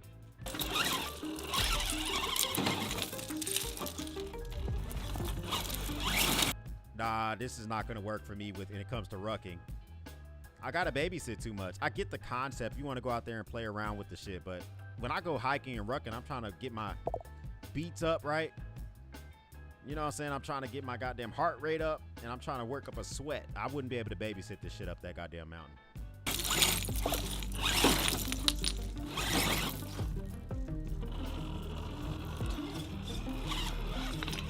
There we go. This rock is just insane. All right, I get it. Let me see. Where does the content start? Let me jump to that. In Fort Worth. We're not gonna skip the sponsor, man. Folks, let me restream their videos, man. I don't skip sponsors, so let's check this out real quick. Texas. They literally stock any knife that you can possibly think of, anywhere between Chris Reeve knives, Benchmade, Spyderco, ZT, Kershaw, Civivi, WE knives, you name it, and they will probably have it. We had the opportunity to visit House of Blades down at Blade Show, Texas, and man, was it absolutely insane. And if you're into personalizing your own knife or water bottle or whatever it might be, they actually have a crazy laser engraving room. I like to customize my own knives. I have a laser engraver. It's not as powerful as their shit, but I literally put topo designs, my name. I laser engrave my own shit. Matter of fact, a lot of shit that's on my website, I DIY the shit myself. That we got to see. These machines cost thousands of dollars, but if you email House Yeah, that's pretty. My machine was $1,000. You can get one cheaper, but I get of Blades, they'll charge you like 10 to 20 bucks to get your own logo or whatever you want onto that surface. Now, if you plan to get anything from House of Blades, use code EDM for 10% off your entire order. Thank you so much to House of Blades for continuing to support everyday minimalists. I wouldn't be able to do what I do for you guys without them, but let's get back to the video. It says, do I like that Rich Man North or Richmond song? That's a country song, right? I like country music in general. I know some of them fall for different themes and politics and all that type of shit. But for me personally, I like country music in general. And politics is so volatile now that they get more attention. But, you know, I've been listening to songs. I can remember I started listening to country when I was in the Marine Corps. There's always been type of music like that. It just gets it gets noticed now more because of the political content that climate that we're in. But music is music, man. People have always told a story with their lyrics. You either like it or you don't. Oh, we're still on this RV. Man, come on, man. I'm not. All right, let me just see. Listen, EDM, you got way more subs than I do. I get it. But my guy, 4 minutes until we got to your truck. Actually, it's longer than that. Oh, it's a vlog. It does say plus vlog. Okay, I get it. I do get that. I'm not trying. I just want to skip to the, you know what I'm saying? I do like the truck, but I want to skip to the content of the EDC. Ounce in here. This is the one that lives in the 4Runner. In the main compartment, got a bunch of things. I got my Glock 48 just in case we encounter any mountain lions. And got a Glock 48 for mountain lions? Shit. I'm trying to think when I ruck. If I'm rucking where there's animals, do I feel comfortable with a Glock? I'm not a big fan of Glocks. Okay, so like when I go hunting, I carry on my hip, I carry a 1911 by Colt. Because mainly a Glock is not gonna put down the type of animals, like a Glock's not gonna put down a hog. So for me personally, I couldn't carry a Glock when I go hunting. If I'm walking through the woods and I carry this on my hip because this will put down a sow, this will put down a boar. If you encounter a 400-pound sow, you can't shoot them with a Glock. So this is what I carry on my hip. I have literally shot a sow in her head, and she just looked at me. The bullet bounced off the front of her head. I tried to shoot her between her eyes, so I had to actually literally shoot her behind her ear. She was trapped in one of my cages on my hunting property. But if I would have encountered her on foot, if you encounter a sounder on foot, you can't hit him with a Glock. 10 millimeter is best. A lot of times I will also have a 6 millimeter with me, iron sight, that was gifted to me. I think it's from like the 70s. But I wouldn't feel comfortable with. But a mountain lion, yeah, you could put a mountain lion down with a Glock, I assume. This thing has been amazing. Been upgraded with sights from Williams Gun Sights, so that's cool. This is their Takagami holster, so this is pretty nice. Another thing I don't like about this is he says he has this if he encounters a mountain lion, but it's off body carry. And so I don't know what the laws are in Utah and Texas. You could just throw the shit on your hip and keep it moving. But if I'm going to be rucking or hiking through when I know animal, I have to take that out of my bag and put it on my hip. Or at least, you know what I'm saying? I don't know if that bag has a quick access on it, right? Like, can you swing it around and quickly unzip it? I don't even know what type of bag this is. I missed that part. Let me rewind it a little bit, because I did miss that part. If you want me to do more RC content, maybe like do a couple builds on the channel, let me know. So let me take this thing off and show you guys this Vertex Long Walks bag. Okay, so that's the bag that Vertex sent me. That's the Vertex Long Walk. They sent me like 6 of those, full disclosure. And so I gave away a bunch of them. I used that's the Vertex 28 liter Long Walk. For when I go rucking, I use the Vertex 15 liter. And it does have their CCW compartment, but it's not the best when it comes to off-body carry. Some of the other Vertex bag has those very big pull handles. Let me grab one and show it to you real quick.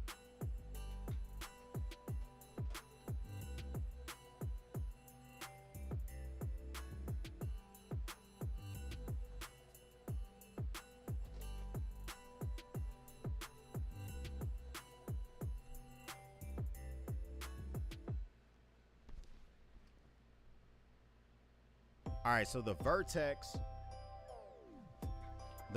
bags have a lot of features in them, but the biggest thing about the Long Walk, why I wouldn't carry it if I was gonna off body, a lot of the Vertex bags have this very large pull handle right here.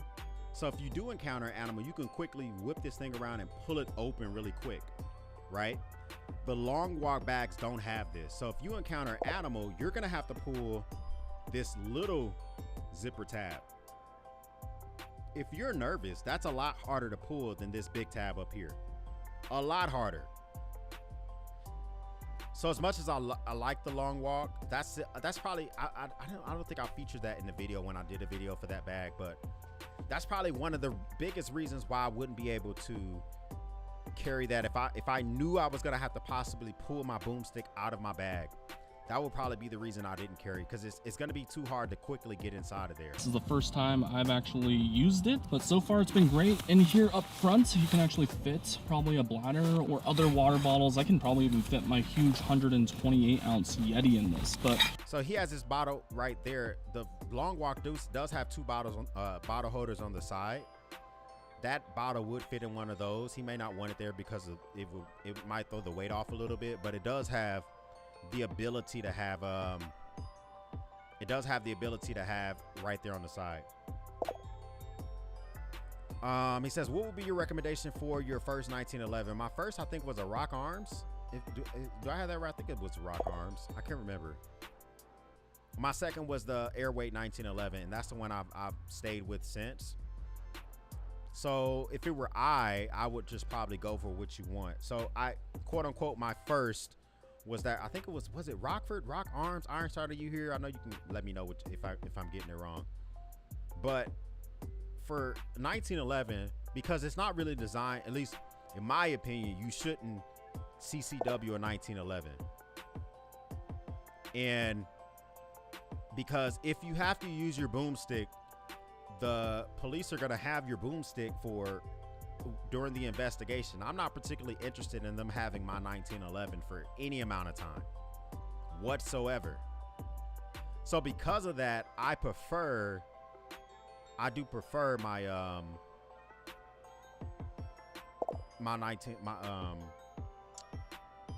my coat, because I'm not gonna CCW that anyway. Right now we just got the Hydro Flask 40 ounce in here. This is the one that lives in the 4Runner. In the main compartment, got a bunch of things. I got my Glock 48 just in case we encounter any mountain lions. And that must be the battery extra battery for that RC car. This thing has, I just fucking do not like Glocks. I guess because everybody and their mom has one, they're so accessible. I would take a goddamn, oh man. So I had a Glock before. I ended up selling it to a pawn shop in North Carolina, and I ended up getting a Beretta 40. It's a top heavy, but I like it way more than my fucking Glock. It's been amazing. Been upgraded with sights from Williams Gun Sights, so that's cool. This is their Rock Island. Okay, appreciate that. I knew it was something. Appreciate that. I couldn't remember what it was. So it's the Rock Island. Where the fuck did my damn comments go? Okay. Takagami holster, so this is pretty nice. Got some batteries for my RC car, and then a separate lens here at the very bottom. And as you can tell, I mean, this was just a really short walk.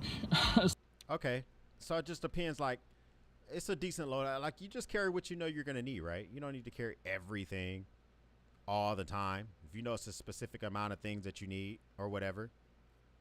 So I get that. Totally get it. Essentially, maybe like a small hike up to this spot. And then the Glock 48 just sits in there like that, and we can zip it back up. Anyways, this thing is super feather light, and only the test of time will kind of tell me how well this the redneck prepper says Glock equals rock. material holds up. It's kind of like a nylon. You'd be better off throwing it at the mountain. Nylon feels kind of waterproof, and then of course you have all the Takagami attachments. Vertex did not pay me to say anything about this bag, but yeah, let's get back down. Okay, he did do his disclosure. They didn't pay him so when he says they didn't pay him to say anything about it, you can also surmise that they sent it to him.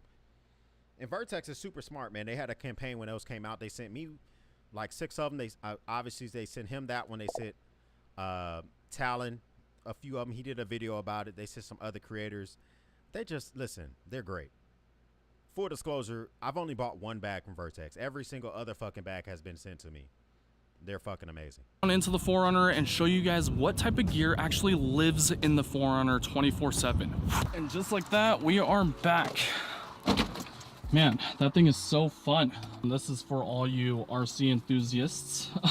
This is what the build looks like. So we've got a Hobby Wing Axe motor inside here, brushless censored, a Spectrum receiver, got 3S LiPo, Savic servo, upgraded bead locks, and then also some Proline shocks. So those things are pretty nice. They're scalar shocks. Got a Castle 2.0 BEC in that. And I mean, I appreciate the fact this is a vlog and everything else. I will say this though. Obviously you don't need my advice. I wish there were chapter markers in this, because I kind of want to jump and see what's in the truck.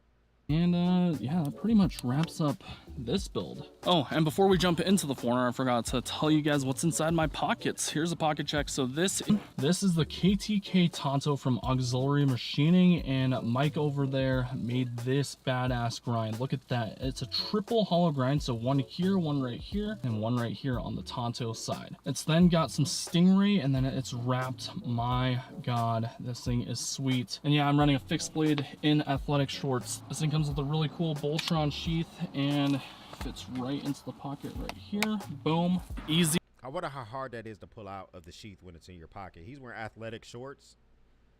I wonder, can you pull that out of the sheath very easily? The reason I don't carry fixies a lot in my pocket, because if you're not rocking a leather sheath or like a really, really tight sheath, it's hard to get that shit out your pocket sometimes. Easy peasy.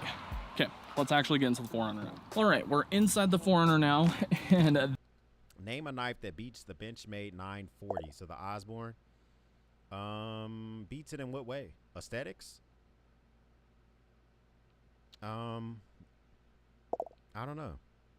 If you're talking about aesthetics, I don't know. It's hard to, because there's not a lot special about the 940. The grind but it's still what, S30V unless you get it upgraded to some other shit. I owned the 940. I ended up selling it, and I have the mini, the 940. I think it's the 945. Matter of fact, no. Let me stop. I had the 945. I gave that to Danny Lene. Mrs. X now carries that for utility. So for utility purposes, I like a knife that I can beat up. I can get dirty. If I don't clean it immediately, I won't be all butt hurt. So the 940 would make that cut. But for me personally, one of my favorite knives for like utility purposes probably has to be the Gerber Fast Tanto 06. But the thing about this is an automatic knife, and I don't think you can buy. So this is the regular Tanto for 99 bucks. I wouldn't recommend that one. I would say to get the, let's see, survival, blah, blah, blah, blah, blah, blah. Where is the, let's see if I could just type the word auto up here. Okay, so that's the drop point. This is my favorite knife for beating shit up. When I say, like, literally, it doesn't matter how much dirt gets into the pivot. It doesn't matter how wet it gets. It doesn't matter if I hit it with shit. This knife keeps ticking. You only can buy it if you're a vet or if you're still active duty. Now this is a full auto knife, so it's not even assisted. It's like fully. And I would say assisted opening ones, if you want to keep it in the Benchmade build for something that's a little bit better, for my opinion, I think that the federal government edition of the Benchmade Boost is one of my favorite banger type of knives when it comes to Benchmade. I like this more than the 940. You only can buy this if you're a vet. So let me see how much this shit is right now. I need to give another one of these away. I gave one of these away in the past, so this is $170. The regular boost is fine as well. I love the way this shit is. Look, me personally, the reason that I like this more than the 940 is because if it's for utility, I 100% want partial serration. I don't want a plain edge knife. I don't. So if it's for utility, I want partial serration. And so a lot of times we end up, we get into knives and we forget when we're out there and you want to make certain type of cuts, serration comes in handy a lot.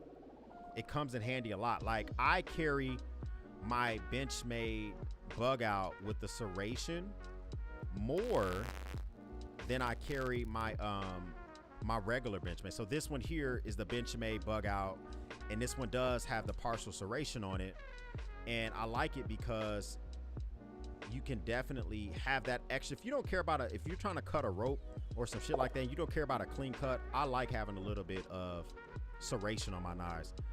A lot of times when YouTubers or folks are talking about them, they're more prone to talk to you about a plain edge, which is fine.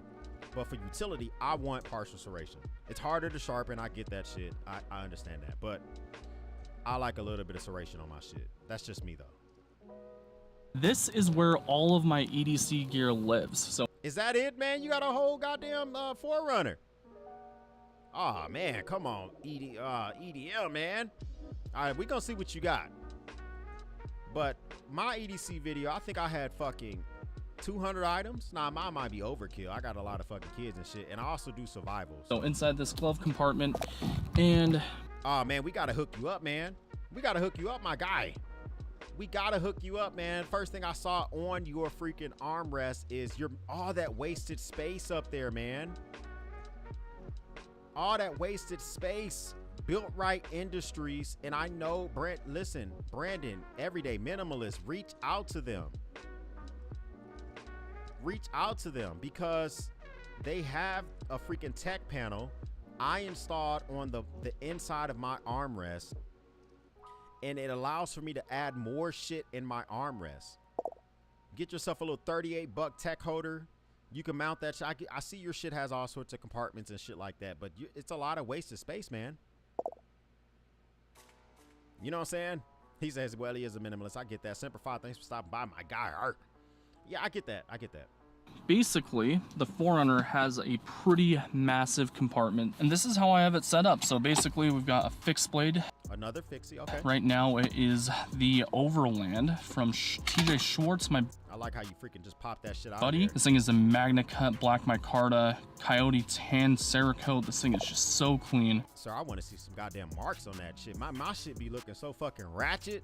Listen, coated knives, me and coated knives don't get it. We don't get along. We don't fucking get along.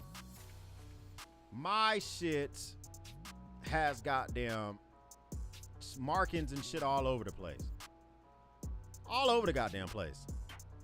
Frantic says cars get broken too much where I live to be putting that much gear in there. Listen, let me tell you something, Frantic. I feel you on that.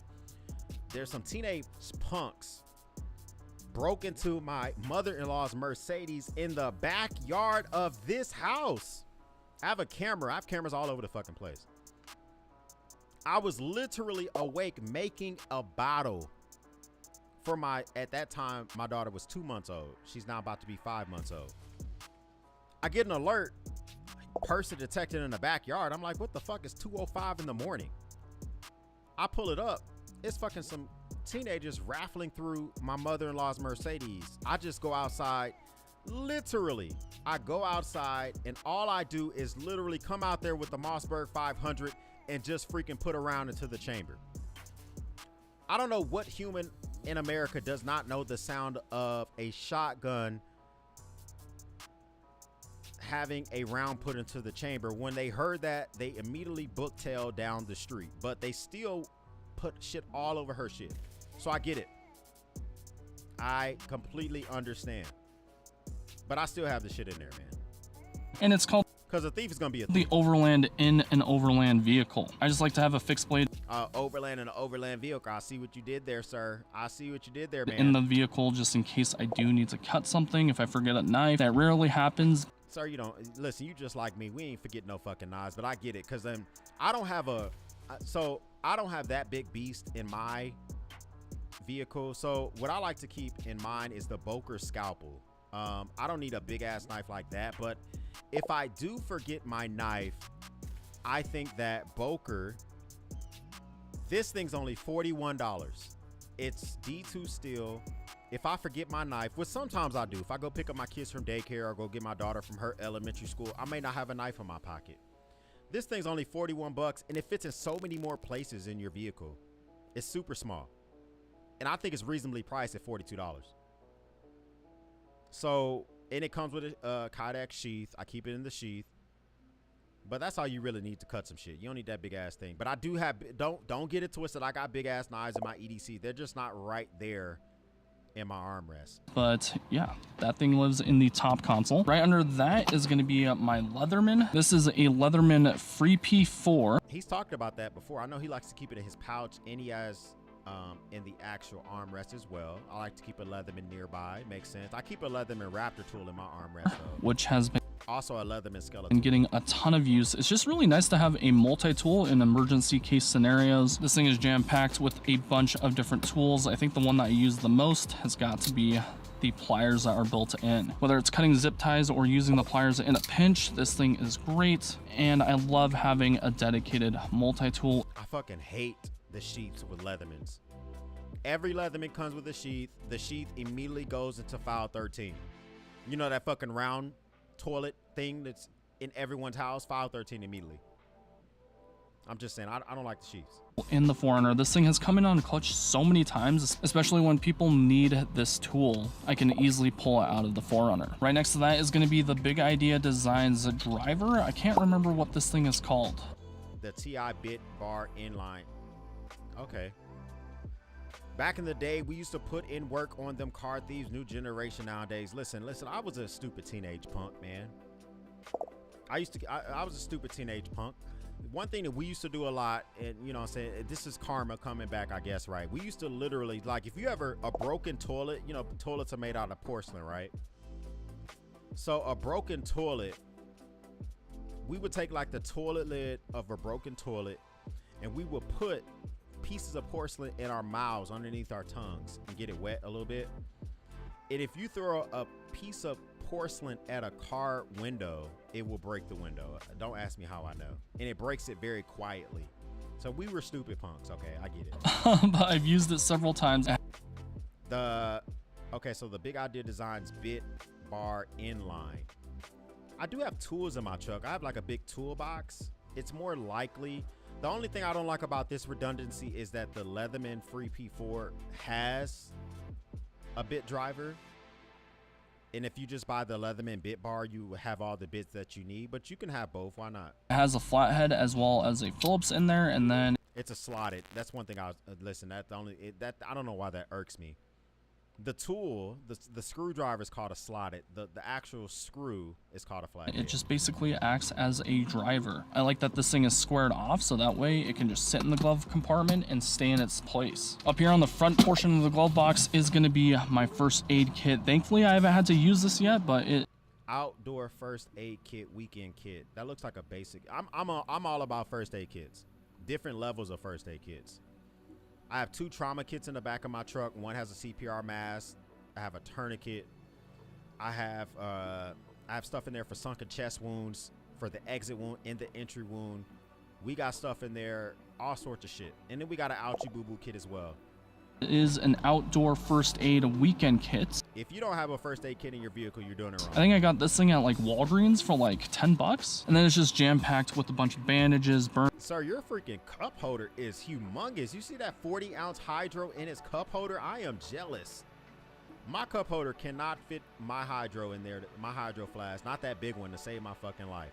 That shit, I have to take out the entire part of my cup holder and stick it in there. Burn kit, all the things that you need. This thing is just extremely accessible and has a home right here. Now moving on to the primary car EDC pouch. This is the notorious AGP in this woodland camo. I like that freaking camo on there. There's a lot of loop action on the back of Right under this, I've got my anti-social media notebook. It's just really nice to have a notepad on me at all times just in case. You know why I like having notepads in the vehicle? It's because a lot of times, if you haven't fucking noticed, I'm black, all right?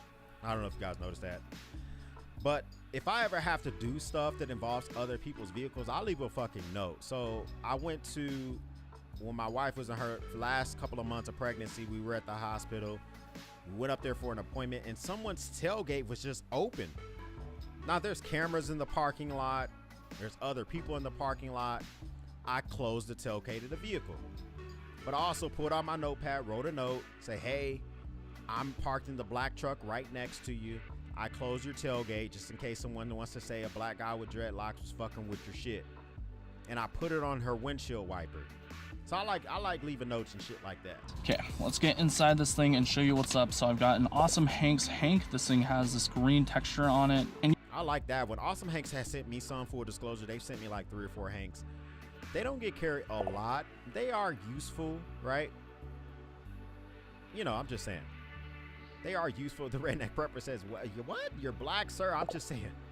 I'm just saying. You guys know me, I use Hanks all the time, so having a backup one in the 4Runner is perfect. In terms of a flashlight, I have an Olight Baton 3 Pro. Here's my issue with carrying an Olight, any Olight in your vehicle for your flashlight is they use that stupid ass proprietary charger. And I absolutely am not trying to pull out my fucking flashlight and it's dead. Because I don't keep the Olight charger in my truck. This is when I go back to my old AA or AAA only, or some type of flashlight that has like a God tier standby mode. Now the Baton, they've sent that to me. I don't know the fucking standby mode. I don't know how long the fucking battery will last. But imagine one of my freaking goofy ass kids has been playing with my flashlight while we're watching fireworks, or we're at a soccer game, or we're at a buddy's house, and they just want to, hey dad, can I see your flashlight? I know you got one in your truck. I give it to him, right? Now they fucking drain the shit out of my flashlight. I go to fucking use it, and it's fucking dead. I don't like that shit. And if I ever have to look into the nooks and crannies of the vehicle, this thing is just perfect. I love that it fits inside the AGP, and again, all this gear lives inside the 4Runner 24/7. Next to that is going to be a Benchmade longhand EDC pen. And now the Benchmade pens, I don't know, man. Like, I have been interested in the Benchmade pens. Field trip. I don't know if I want to pick one up though. because they're kind of pricey for no particular reason. Let's see how much these shit are. Benchmade pen. Do they have one available? Let's see if they got any on here, man. So $140. This is for the short one. $140. And I guarantee it uses common refills that you can buy on Amazon. I guarantee it uses common refills you buy on that's the Benchmade tax at its best. So I don't know about that, man. I don't know about that. So I've been interested in it, but he has a relationship with Benchmade, so I know they send him stuff, so maybe they sent that pen to him, but I'm not buying that shit, man. And this just goes along with that anti-social media notebook. There's been a ton of times where I need a pen, whether I'm signing like a birthday card inside the car, or if I need to sign a receipt through the drive-thru, this pen is a great option. Moving forward, I've got an extra carabiner. So Rovi Vaughn sent me that same carabiner as well. And it's in my EDC pouch, just like he has it in his. I don't know what the fuck can do with that thing. It has a small knife on it. It has a bit driver on it. But I think it's about to get retired because I carried it for a month. It got pulled out my bag twice. Both of those 2 times, it got pulled out to show it on a live stream. That's it. That's it. He says that wingback pen is goddamn $200. You're 100%. I don't have it near me. 100%. Wingback sent me 2 pens. They're fucking $200. They feel like $200 too. I will tell you that. They feel like $200. I'm all about some pricey pens. Like right here, I have the tactile turn. This is a side click pen, the Trail Edition. I like this. I changed the guts out for a blue ink instead of the black ink that comes with it. This thing costs 99 bucks, I think. The reason I like it is because that's a super dedicated pen. The Benchmade pen is like, it wants to be shaped tactical. They want you to use it in a fist fight. Who's fucking pulling out a pen in a fist fight? I don't know. So I don't want to spend that nut. Here, and this one is from Rovi Vaughn. It's the U4 Pro in titanium. This one's a little nifty because it does have a built-in multi-tool function as well as a sterile blade just in case I need those things, and having a backup carabiner is not a bad idea. Next to the U4 Pro is my Vero Mini Fulcrum.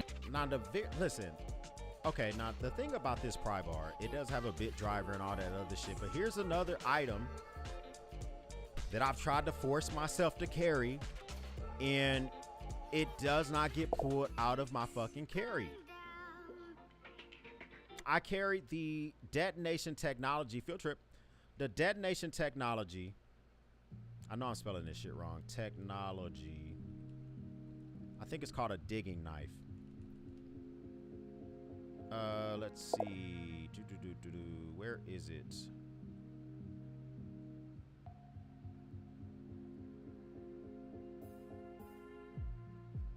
I know they sent this out to me. They may not have anymore. Let's check it out. So Detonation Technology sent me out their utility knife, and it has a lot of function to it. So they're primarily in the world of EOD, right? So if you need that type of shit, that's what this website is primarily for. I don't know if they have it on their website anymore. They may have sold out. Yeah, it looks like it's gone. So it's similar to this digging knife, right? It rarely comes out of my carry. This is another instance where I'm like, maybe I shouldn't carry the shit anymore, because I don't pry shit. If I need to pry some shit apart, unfortunately, I'll just fucking pull out my pocket knife. Shame on me, right? I know, I get it. Shame on me. I almost want to grab it just to show you, like, it's just, I don't know, man. Pry bars, I try my best. I shit on them in some videos, and I try to put them back in my carry. They don't get used enough. In all black. This thing is just a pry bar, so if I ever need to pry anything inside the vehicle, especially when it comes to like plastics with the 4Runner, or dude, you ain't prying no goddamn plastic with that goddamn shit. That shit gonna tear your plastic up. But I get it. It just to have it makes a lot of sense. I used to, and the reason I say that, I used to install all my radios, all my head units in my own vehicle. There's no fucking way I'm using a metal item. you know what I'm saying, to pry my shit. I would have marks all over the goddamn place. Or if I need to mount a camera plate and I don't have a pry bar on me, this thing is great. I've actually used it today to mount this camera to this tripod. All right, next to that is going to be this Daily Customs SAC or SAK multi-tool. This thing. Okay, so I like the redundancy because I got the same thing. This pouch probably gets carried in different areas because he has the free P4 and then he also has a SAC. So that is a level of redundancy I probably wouldn't carry so close to one another, but I get it. It's a little redundant just because I have a Leatherman that has blades built into it already, but I wanted to add a Swiss Army knife to this specific pouch setup. I just wanted to add something. Now that I think about it, yeah, my pouch literally has a Leatherman curl and it has, well, you know what I would say, EDM, is instead of carrying that, I would carry the Victorinox nail clipper, because unless you just like the way that shit looks. So my carry has, what the fuck is this? Let me go back to here we go right here. So I use the Victorinox nail clippers along with temporary unavailable. Okay, let me see. Let me go to Amazon. Let's go to Amazon if I can. I like to carry the Victorinox nail clippers with me, mainly because it's still a Swiss Army knife. It still has a screwdriver and all that type of shit, but it's gonna be, you know, it has that dual functionality. Let me see, Victorinox, here we go right here. This is the specific one that I have in my pouch. And I like it because, yes, it still has scissors, which I want the scissors, but it has fucking nail clippers. A lot of times you get stuck in your vehicle doing some stupid shit. You're waiting around at a game, or you're at a mall, you're at fucking Target. You can pull this shit out, stick your hands out the window, fucking clip your nails. Who fucking cares, right? So this is in my carry versus a regular Swiss Army knife. But that shit does look dope. Nice to this loadout, just in case I forget my pouch, and I can just pull out this really nice Daily Customs SAK. Only a couple last things, and this guy right here is my Big Idea Designs utility knife. It's got a pry bar built in as well as a bit driver. This is, again, just more redundancy. So what I would say is, I like that because you can just switch that blade out, gunk it up all you want, but you have the Rovivon blade in there. So I don't know if I would have that in there also, but I get it. Just in case I need a super sterile razor blade. I use this thing a few times to cut open boxes and stuff like that. Last but not least, inside the zip pocket, I've got a few extra AA batteries. You never know when you need AA batteries. So having this on me is just super convenient, and I don't have to go back inside, or if I'm not even home, I can just use these that are packed inside this pocket. But there you guys have it, my car EDC for 2023. A lot of this stuff does not leave the foreigner. I'm really curious, what's inside your guys' car? Yeah, I like that. I'm gonna just look at my video real quick, because I know that I guess because I do EDC for my truck a whole lot, and so for me it's very important to have like a big, I'm not gonna watch my whole video, my shit's long as fuck, but it's really important to kind of have that, right? Let me just check this shit out real quick, man. I'm still rocking the Rugged Ridge floor mats. Those things are still working out really good. I want to go to my armrest real quick. Hold on. Had them for 3 years now. Maybe I'll replace them sooner than later, but they just seem to be just not a good idea. So I got a big boy flashlight. Let me see. Okay, so let's just check out my kind of my middle console area real quick. If you need more advice on that, just let me know. I can definitely give you some pointers.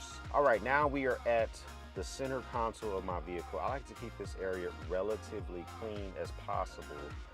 So over here, I do, you know, guys, I smoke sticks. If I go somewhere, I don't smoke in my truck. I absolutely would never want that smell in my truck. But if I go somewhere and we're sitting down enjoying ourselves, I can always stop, grab a stick from a local retailer, and I have the supplies in here to light. So like for me, keep some actual, like the center console in my area, I really want my shit decked out when it comes to having stuff available. So of course, Burt's Bees, cigar shit, field notes.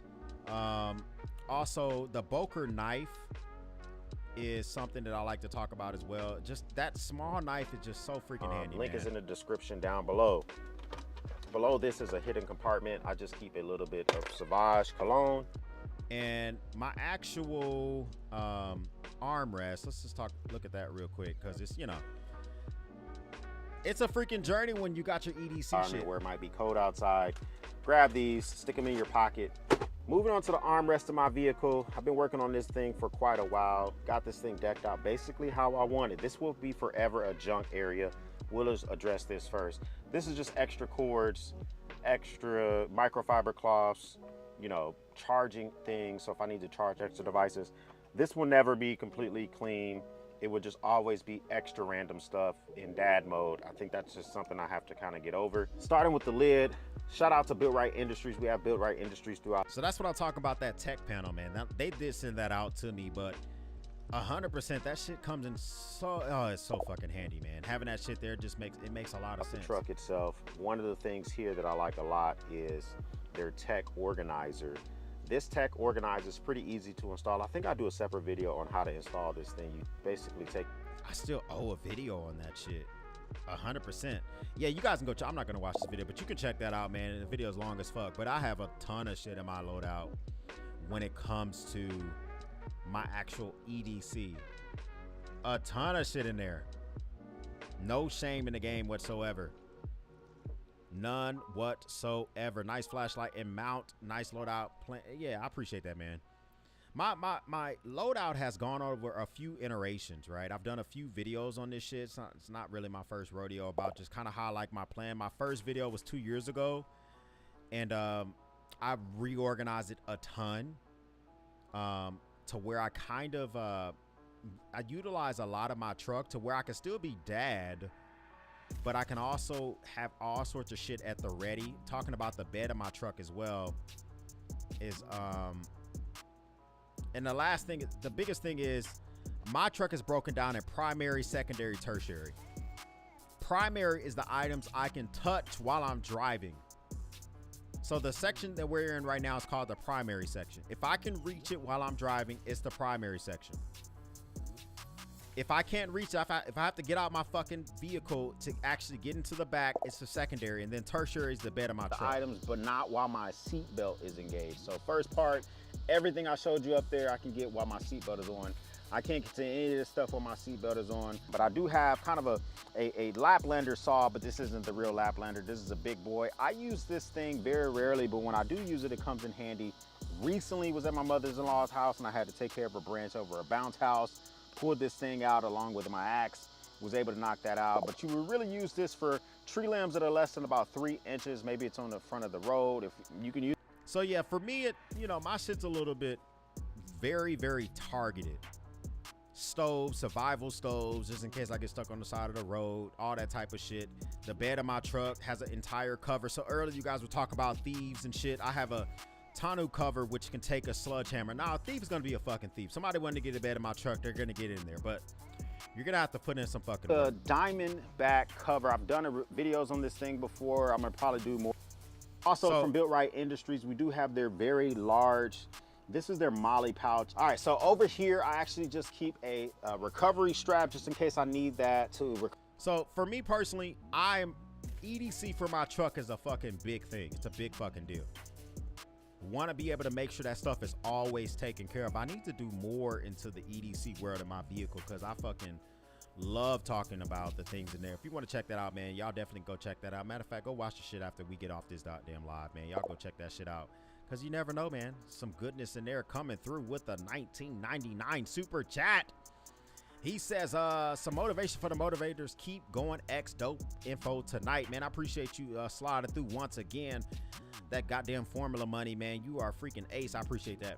Yeah, 100%, man. It's just, it is a crazy thing that you know, just being able to have that stuff at the ready makes a lot of sense. Hey guys, if you want to call up, let me open this up. If you guys want to call up and chat it up about some of your favorite EDC stuff that goes in your vehicle, let me drop a link for you guys, man, because we can definitely do that real quick. So let me throw this. You're more than welcome if you want to freaking call up, and you just got to turn your video on. We can chop it up for a second, talk about some of the stuff that you think is pretty freaking important when it comes to your actual EDC stuff that goes in your vehicle or a part of your kit, click that link. That will call up this computer. We can chop it up for a second before I shut it all down. So yeah, man, I just think that having stuff that at the ready is a big thing. Having stuff at the ready makes a lot of sense, because you can always have stuff whenever you're gonna need it, whenever you're gonna want it, and just be able to be ready to rock and roll. I think it's freaking important. I think it's pretty freaking important. And so for me personally, EDC when it comes to my vehicle is something I take 100%. You know, I take that shit to heart. Nice truck and setup, Marine X. Appreciate that, man. Texas open carry. It is open carry. If I wasn't at work, I'd call you. Yeah, so that's just there. If you want to call up, you're more than welcome to do that as well. Let me see what else, other videos. Is there anything else I was gonna check out? Well, because I know I had some shit set to the side in regards to some of these damn loadout vehicles. Let me see. I'm interested in damn EDC truck. Let me see what truck videos are out here in the world for EDC type of stuff. We got truck EDC, what I carry. Man, now listen, this is one thing that I talked to Jeremy Sires. He's doing an EDC truck video, but he hasn't done part 2 yet. He did the installation of the Molly panels. So the Molly panels that he installed on the back of his seats are from Built Right as well. And they don't have Molly panels that work for my vehicle, so they didn't send that out to me. I would love to have some Molly panels on the back of my truck. Can I come up and ask you a question about EDC? Yeah, 100%. You can come up, ask me a question about EDC. That's fine. So I think it's freaking crazy. When it comes to your EDC stuff, Gideon's Tactical. I know it was someone's EDC vehicle.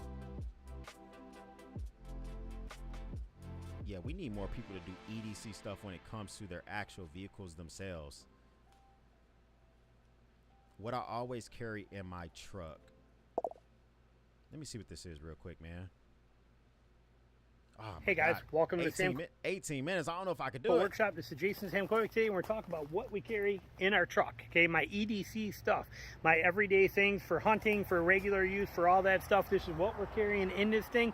Just kind of a fun video. We're going to go through it here. This is our 2022. Rocking a Tacoma. Luck me a freaking nice Tacoma, man. I used to want those so much, but I got a lot of fucking kids, right? You know what I'm saying? Cali is open season, but not open carry, sir. Oh my gosh. Cali says, sir, would you please wash your mouth out with buckshot? I appreciate that. I appreciate that, right? He says do 4 times. Yeah, maybe I should do speed that shit up. I never do that shit. How do you do that shit? Let me see. So play speed 1.75. Toyota Tacoma TRD off-road, and I've done a lot of videos on this, but as far as what we have in it at any given time here, I always carry water bottles and all kinds of... Okay, that's too fucking fast. Let me see. ...the places, and I rotate that. Same thing. I always got freaking water in my shit as well. Regularly. We got a backup battery power pack right here that we can use for all sorts of stuff. I drink a ton. I like the fact that this is what his truck fucking looks like. Trash on. This is how my shit looks. Okay, I clean my shit up before my video, but this is how my shit fucking looks too. You hear me? Because you never fucking know. Might be trash on my shit, all sorts of stuff. I saw one dude's pack dog treats in case he comes across a stray dog. Urban Prepper, I think it was. Yeah, if I see a stray dog, I just keep it moving. I just keep it moving because some dogs are fucking crazy. And if I try to give a stray dog a goddamn treat, he might end up with a mouthful of buckshot. And I will prefer him have the treat and not the goddamn buckshot. Water, this is all garbage because, like I said, I drink a ton of water when I'm out hunting. And there's a glove box I'm not going into, but we got stuff in the glove box. And I'm out. Ah, man, you must have a boomstick in the glove box, man. I thought we was about to get a sample of the goddamn God. Come on now, dog. Also not going into the center console because there's a lot of stuff in here that I just don't want to be advertising, especially on YouTube because of their rules with some of that stuff. So I get it. I get it. You don't want to show it because YouTube is funny about showing boomsticks on stream or on your videos, right? You can do it, but they will shadow ban some of your videos. The best, if you ever want to do a video and show your boomsticks and your, if you do it after like a minute and a half or 2 minutes in your video, you're more than likely to be not shadow banned. like if we saw Everyday Minimalist video just a second ago, right? He didn't show that Glock until like 5 minutes into the video. But I have things in there that are, you know, that's basically, and there's also, I got a couple of pocket knives, I got a headlamp, spare batteries, 2 compasses. Ah, man, I can't watch. If I can't see the knife, man, I can't watch it, dog. I wanted to see the goodness, man. I wanted to see the goodness. Man, I'm gonna have to make some more EDC. I gotta make some more EDC. I have to make some more EDC truck videos because they're not feeding me enough. Sir, can someone please give me a goddamn rag because I'm drooling all over myself. Pause. Do you not see this goddamn gun wall that he just freaking threw up here? Oh my God. Do you not see the goodness that's on this goddamn wall? I know Jeremy Cyrus has a similar setup. This shit just makes, this gets grandpa excited. Do you hear me?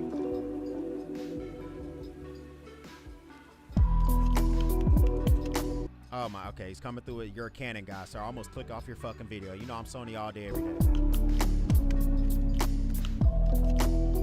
Look at that freaking, did you see that goddamn, that damn helmet? That damn grape stomper? That shit's probably $2,500.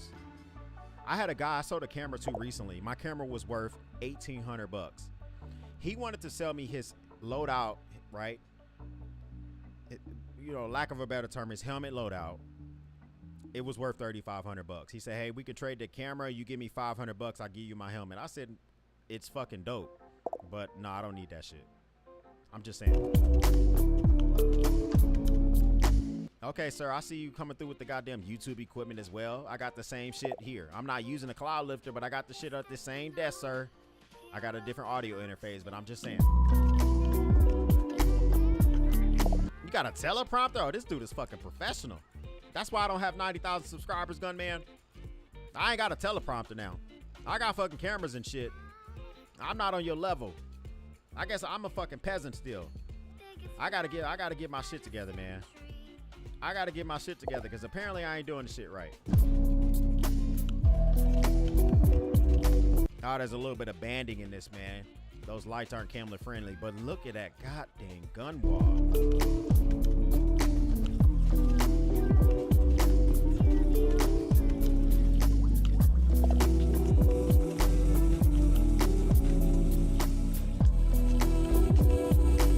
His freaking B-roll game is on point, I will say that.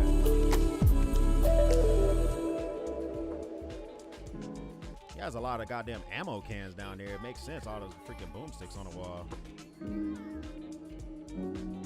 In this video, we are going to take a tour of the gun room so I can show you how I set up my studio, where I work on my builds, and how I made everything come together using Hold Up Display's gun wall. As always, you can support the channel by becoming a member of the kit page where I link everything I... Now, this is important. The reason that gun channels have these separate type of support because their shit 100% is not YouTube friendly. So sponsors and joining their memberships is legit because their stuff, he gets a lot of views, but it's not ad friendly on YouTube. When your channel's 100% gun content, it's not ad friendly. I talk about on the channel on the website that I created specifically for that. Huge thank you to the main channel sponsor, US Arms Co, for helping this channel thrive. You can use code Gunman15 on their site. And another huge thank you to Hold Up Displays for helping me get the wall put together exactly how I wanted, which leads me to my full disclosure. I personally reached out to Hold Up Displays to see if they would do a sponsored video with me. In exchange, I would show off the gun room and their product. I don't personally know anybody at this company. I feel completely unbiased and grateful they were even willing to work with me so I could finish the room in the way that I wanted. Okay, sir. Do I need to reach out to them too? I only own like 13 or 14 boomsticks. So they fucking won't work with me, right? Hold Up Display sent over everything I needed, so that's how it all happened. I'm super grateful to them. I also wanted to add before I get...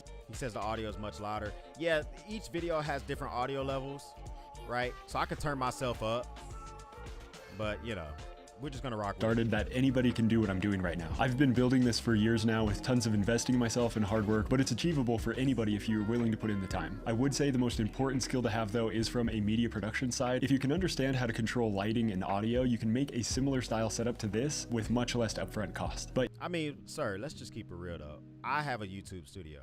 I know how much your shit costs. We're looking at like $40,000 worth of equipment right here. Easily. Microphones, lights, cameras, teleprompters, monitors, fans, background. It's like 40 G's easily. But you do have to understand, if you don't invest in your business, then less or nobody will invest in you. So save up, educate yourself, and invest in yourself. That is literally how I got where I am today. In addition, and what also helped me get here was solid mentorship, spending money on online courses like Full-Time Filmmaker, and learning everything I could over the last 5 years. Depending on how many people reach out after this, I may open up a personal mentorship thing for anybody interested. But as of right now, I'd really... Self-plug, I have a personal mentorship if you want to be EDC YouTubers, right? I got the same shit. You want to do some one-on-one EDC shit, man, you can go to my website and sign up for that shit as well. Field Trip. You know what I'm saying? People just lead up to the goddamn plugs all the time. Under my influencer helpline, man, if you want to sign up for one-on-one time with me, I do have it here. You can book online. If you want to learn more about how to do this EDC YouTube shit, you can book it on here. We can talk. I take a look at your page, your content, give advice on your thumbnails, also how to grow your influence on social media and on YouTube. Or if you just want to shoot the shit with me in my man cave, 30-minute session, talk about whatever you want, you can book that as well. It's really up to you. So self-plug, just in case. We've had a few folks do it, and they've gotten a lot of content from it. You'll only be able to offer video call sessions. I'll keep you posted on if any of that changes, and if there's any interest at all in me mentoring you on how you can start a channel or do this for yourself. Just feel free to send me a DM on Instagram or reach out to me any way you can. Jumping right in, starting with the studio space, which is what you're seeing right now. I have my main key light, which is an Aperture 120D with a light dome on it to soften the light. The table is just an IKEA classic. My panels on the back wall I just found on Amazon, and the two tube lights on the side are from a company called Full-Time Filmmaker, and you can also get those on Amazon. My main mic is the Shure SM7B, which is what gives my voice. Listen, everybody uses that mic. It says the YouTube Black Rambo Marine Vet has a nice weapons cache too online. I think I've seen that before. Everybody uses this microphone. I guess I like to be different. This microphone, you know, whatever. And then the microphones you see in my other live stream setup, I just wanted to use something that other people don't fucking use. So I ended up using an Icon Pro. Field Trip. Since we're talking about this shit, Icon Pro Earthworks. I don't know, man. I personally don't want to do what everybody else fucking does. So my main mic that you see when I do live streams quite often is it's called the Earthworks Icon Pro. It's a broadcast microphone I used earlier on my live stream earlier today. I fucking love this mic, but I really don't like being like everybody else.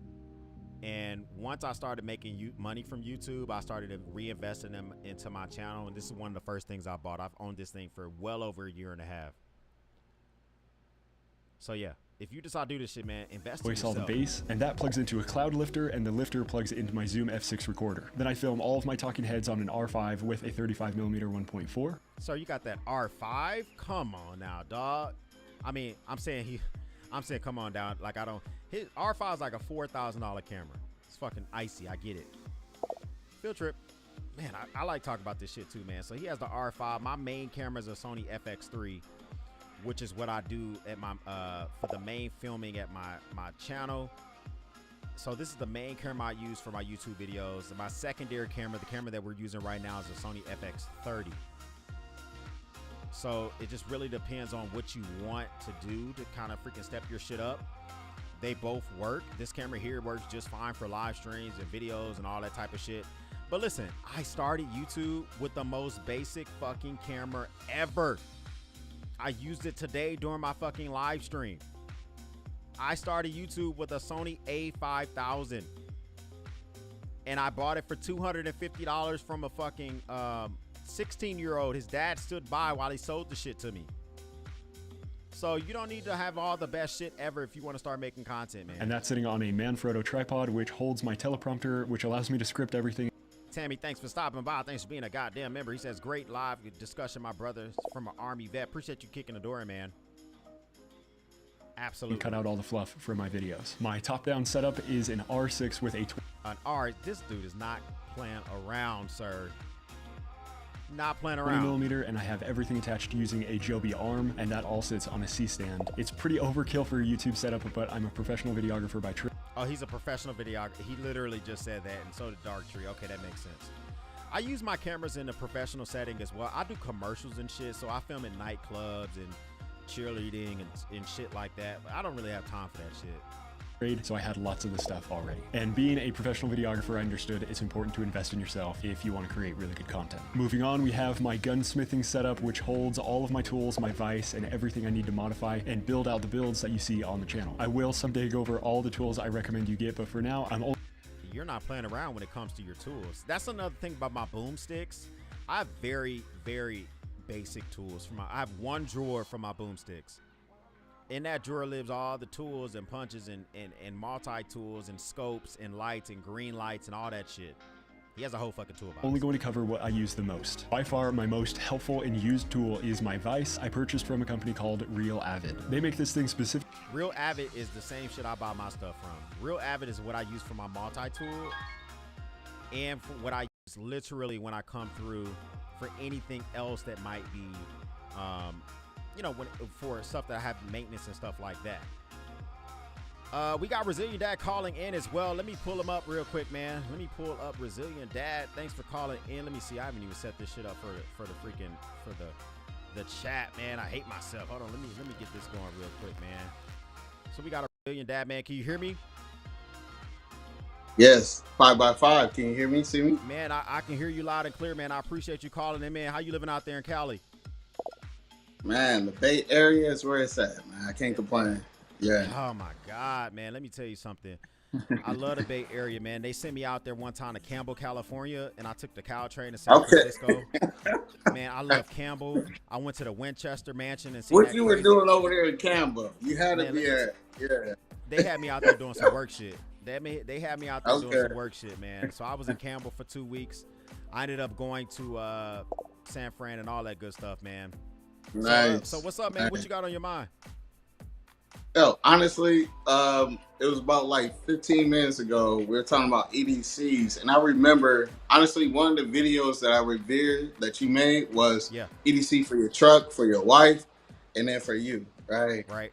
And your wife, you know, she was like, I forgot about this bag, right? Like, it's at the bottom.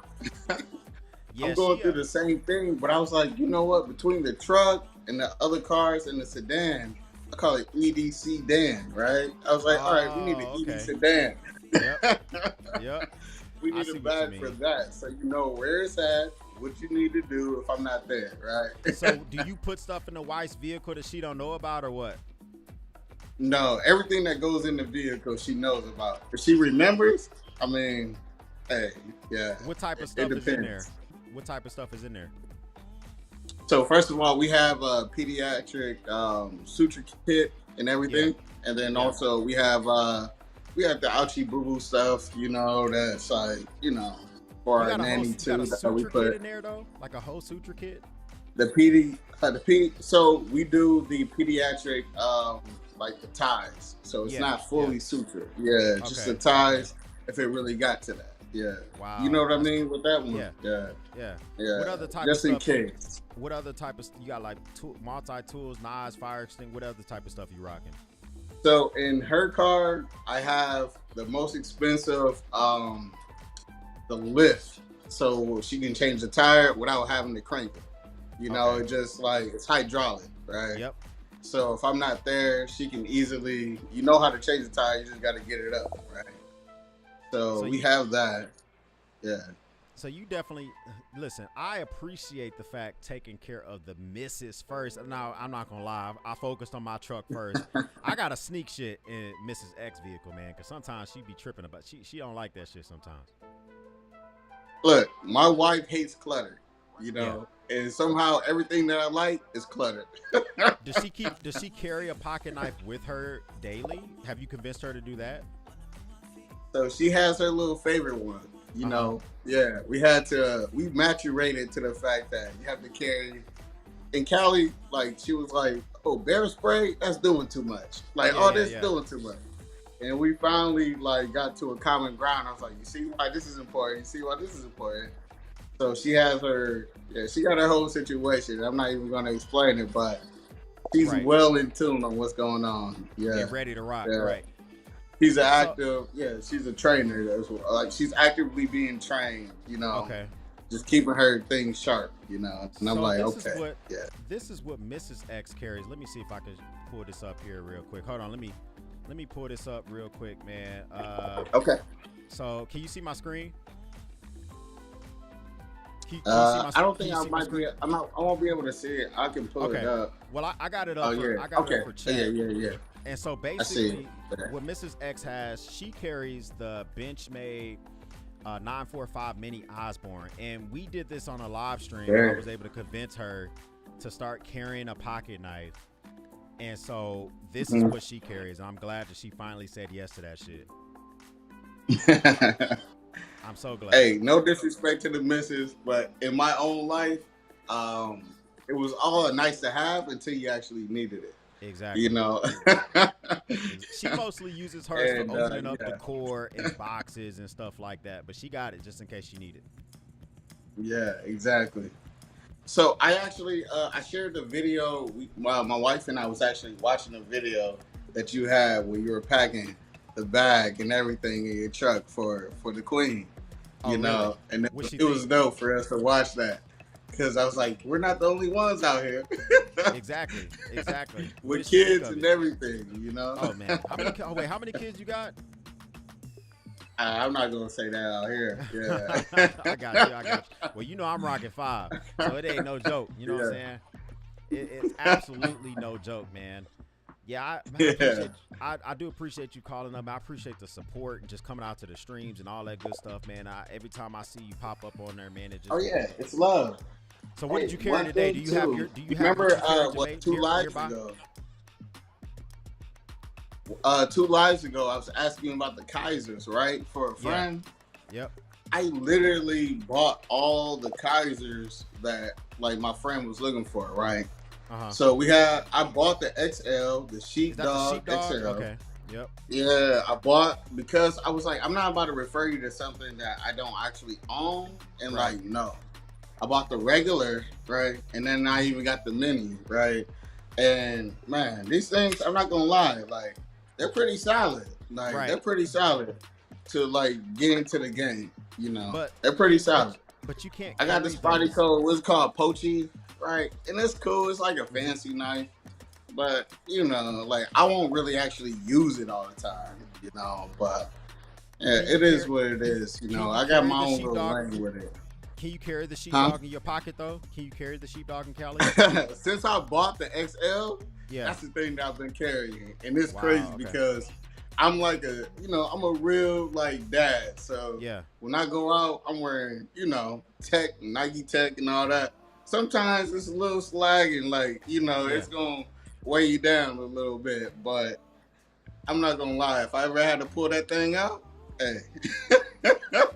rather have it and get in trouble than not have it at all, right? I would never pull it out. Exactly. And because I bought it all, because I didn't want to leave my friend wrong, I was like, let me just buy all these and like see what they are before I actually tell you. Because I was asking him about that like almost a month ago.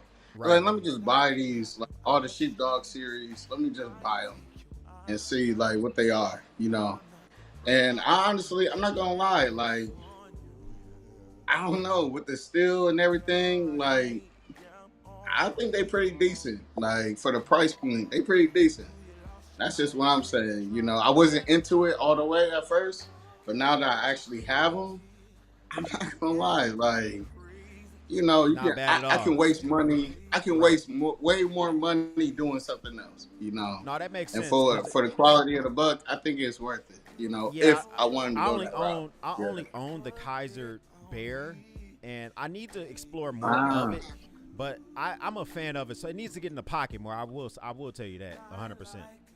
Oh yeah, the regular and the mini is the best ones. I think it's like cool on the pockets for everything. The XL is gonna rag you down a little bit. I'm not gonna lie. The XL make you look like you got a cucumber in your pocket or something. So it says Black Warrior Spirit says it's only illegal in Cali if you get caught. Okay. I know, Cali, you got to understand how many the length of the knife, right? 2.5 inches, right? Like, yeah. No, it's actually different. Like, it's like the length of the knife, not including the lift of the knife in the base, right? Okay. It's two different things. Yeah. It's two different things. It's so many Yeah. rules because in Texas we just carry shit Yeah. and we just keep it moving. You know what I'm saying? Yeah. No, that And makes on sense, top of man. that, yeah, come on, man. I wouldn't Uh-huh. even show you this type of stuff or talk about it if it wasn't legal. Like, we don't play them type of games. Right. Thriller says we can CCW in Cali. It's just a few more steps than other states. Okay. I didn't know y'all had this. Yeah, you do have a few more things you got to do, man. Okay. I appreciate that. Man. Yeah, CCW and Cali, even though they don't, it's not required, but to Right. get approved for CCW, you got to have training. You got to have CCW training. Right? I mean, hey, you can take it as you want, but, you know, I'll just say that. That's true. CMP says it's only illegal if you get caught. If you're caught with anything in Oakland, you're going straight to jail. Nah, not for the sheepdogs. Okay. Not even the XL. Yeah. So you'd be all right. You would be okay in Oakland. Yeah, like, nah. I don't know what rules y'all listen. Like, come on. Man. What if you cross the Y'all bridge? and go trolling to- right now. What if you cross the bridge and go to San Francisco? You still good? Huh? If you cross the I bridge, think you go it's to another San Francisco. conversation that probably having about something else. I don't think okay. they're talking about this. I got you. Well, man, I appreciate you kicking the door in, man. It's all love. It's all love. All right, Like, man. literally, like, they wouldn't even sell it to you in California if it wasn't legal. Period. True. Well, You can't even get nothing on Amazon that ain't legal that's shipping to California on Amazon. Oh yeah, they Period. trying to cancel gas engines, so I get it. My thing is, yeah, y'all stay focused, man, and right. know the laws. Really know the laws, not what you think it is. True. Well, I appreciate it, man. You have a good night. But going to the EDC and stuff, like I said, EDC this sedan, right, which is my wife's EDC car, right, and I was like, man, how do you make an EDC bag for not only the trucks, the SUVs, but the like whatever is the carry everyday drive a car that my wife wanted to do. I was like, how do we make sure everything is accessible, right? Yep. And that's why I came with this question, because I'm starting to simplify more from what the other cars are to this car. And I was like, okay, all right. But one thing I know is I didn't want to pack anything that she didn't know what to do with it. Exactly. Right? I want you to know what everything, you don't have to know where it's at, just know where it's at. And then I want you to know what's in it so you know what to do with it, right? Overall. No, that makes sense. That makes Yeah. sense. Otherwise, we're just, trying to just be cool just to pack something. Just And to have everything got a purpose for us. Let's not waste time. That makes sense. Man, well, I appreciate you kicking the door in, man, and I'm going to let you go, but I appreciate you stopping by again. Yes, sir. Hey, from the Bay with much respect, all right? All right, man, I'll catch you later. Holla. Yes, sir. Yep. Man, coming through, a resilient dad making that shit happen. He packed the wife's EDC sedan. Stuff in her vehicle, everybody's vehicle. It just makes a lot of sense to just be able to take care of folks and let them know that you're thinking of them. I don't know why Mrs. X likes little shit like that. Yeah, I buy flowers and stick them in the kitchen, but she also likes to just know what her vehicle's taken care of. Whether I'm putting gas in that shit, getting it washed, or packing it full of some goddamn EDC stuff. She's a fan of any of it. Makes a lot of sense. Specifically for gunsmithing, and every little part was so well thought out. I'm a huge fan of this thing. It just has a ton of features that make a lot of sense, especially Real Avid, man, they make some freaking phenomenal shit. I don't know if I need all this. I have a couple of vices, but they're not gun vices.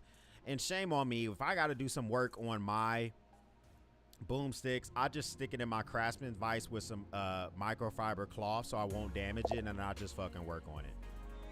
for putting together guns. The next thing I would say everybody should own is an armorer's wrench. They're always useful to have and a must-have for assembling ARs. This one's from Magpul, but Real Avid also makes an armorer's wrench that I think I would recommend Real Avid makes fucking everything. Goddamn. more. The next most useful tool I use is a Milwaukee bit set and an interchangeable handle. This is an absolute must-have. I use a lot of these bits almost daily. In addition to that, I do recommend you have a torque spec wrench. I have this one. So I have a torque spec wrench, I think from Real Avid, but I have a couple of them. Some of them I take to the range. From Fix-It Sticks, but I had used one originally for a really long time from Fat Wrench. You need to be able to torque things down at the right spec, so this is a must-have. And the last thing I'm going to talk about here is making sure you have an Allen wrench set. Super basic, but really important. Of course, there's a ton of other things you're going to need to get if you're going to be more involved in putting together firearms, but I'll go over all of those things in a later video. For now, those are some of the basics that I use very often. Moving right along to my personal favorite part of the room. Oh my God, this is the part that gets Grandpa excited. This damn gun wall gets freaking Grandpa excited. It's just so well thought out. Oh my God. The gun wall. I had been getting ads for hold-up displays for a long time now, and it definitely looked like they owned the market with quality and the way that they produce their... I mean, who else is making these type of setups other than hold up product? And after doing a ton of research, it seems like that is still the case. I went with their gunmetal gray panels, which I think gives a really cool contrast. I think I would have went with the gunmetal gray also, or the black.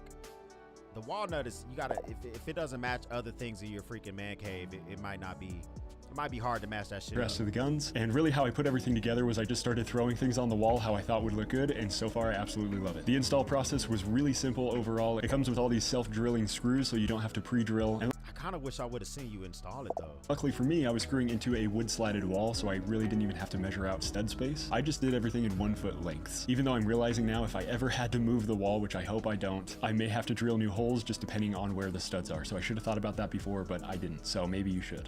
But are you gonna move that shit? It looks like your setup is freaking pretty solid, my guy. The panels and the wall itself are extremely sturdy, and there's no doubt with the amount of screws in there, it will hold up whatever you want. On the right side here, we have a floating AR rack with a couple shelves under it to hold some ammo cans. Then we have the pistol section. Then in the middle here, we have my kit setup, which holds more shelves, my boots, my cam. That kit setup, I want to know more about his freaking kit that goes on his dome. I want to know about his kit that goes on his grape, and I want to know about his chest rig. Ammo, my plate carrier with a gas mask, and on the end here we have my go-to rifles and shotgun with a ton of mags under the stack. Then illuminating the wall, I have 2 more of the same tube lights just attached to the ceiling directly over the gear to give it a more cinematic ambiance. Overall, I would say this is my favorite and most secure room in my home, which I'm not going to get into because I don't want the internet to have that info, but... well, duh. Come on now. You got to treat that room like an entire safe, right? My boomsticks are literally in a safe. I mean, goddamn. That's the studio gun room. It's definitely not something I ever thought I would build out, but as the channel grew, it just kind of happened. That's pretty much the best way I know how to explain it. All this stuff really is fun and cool, but when it comes down to it, every single thing in here is completely useless if you don't have the skills to use them effectively, which is why you need to train with the gear and guns that you have. This all happened to me because of a desire to protect innocent life, a desire to inspire people to build out something. I don't know, but are you protecting innocent life with an AR? Let's keep it real. I own several ARs, but that's probably not the first thing I'm grabbing if somebody's kicking in the front door of my house. Somebody kicking the front door of X's house, I am grabbing one of my mini Mossbergs, because an AR is great for protection, but an AR will also go through walls. I am not trying to accidentally lay down any of my family because an intruder is near a wall. If I have to shoot towards any of my kids' room, I have home defense buckshot loaded where it won't go through any of my walls. So I guess ARs are cool, but home defense, that is not the first thing I'm grabbing.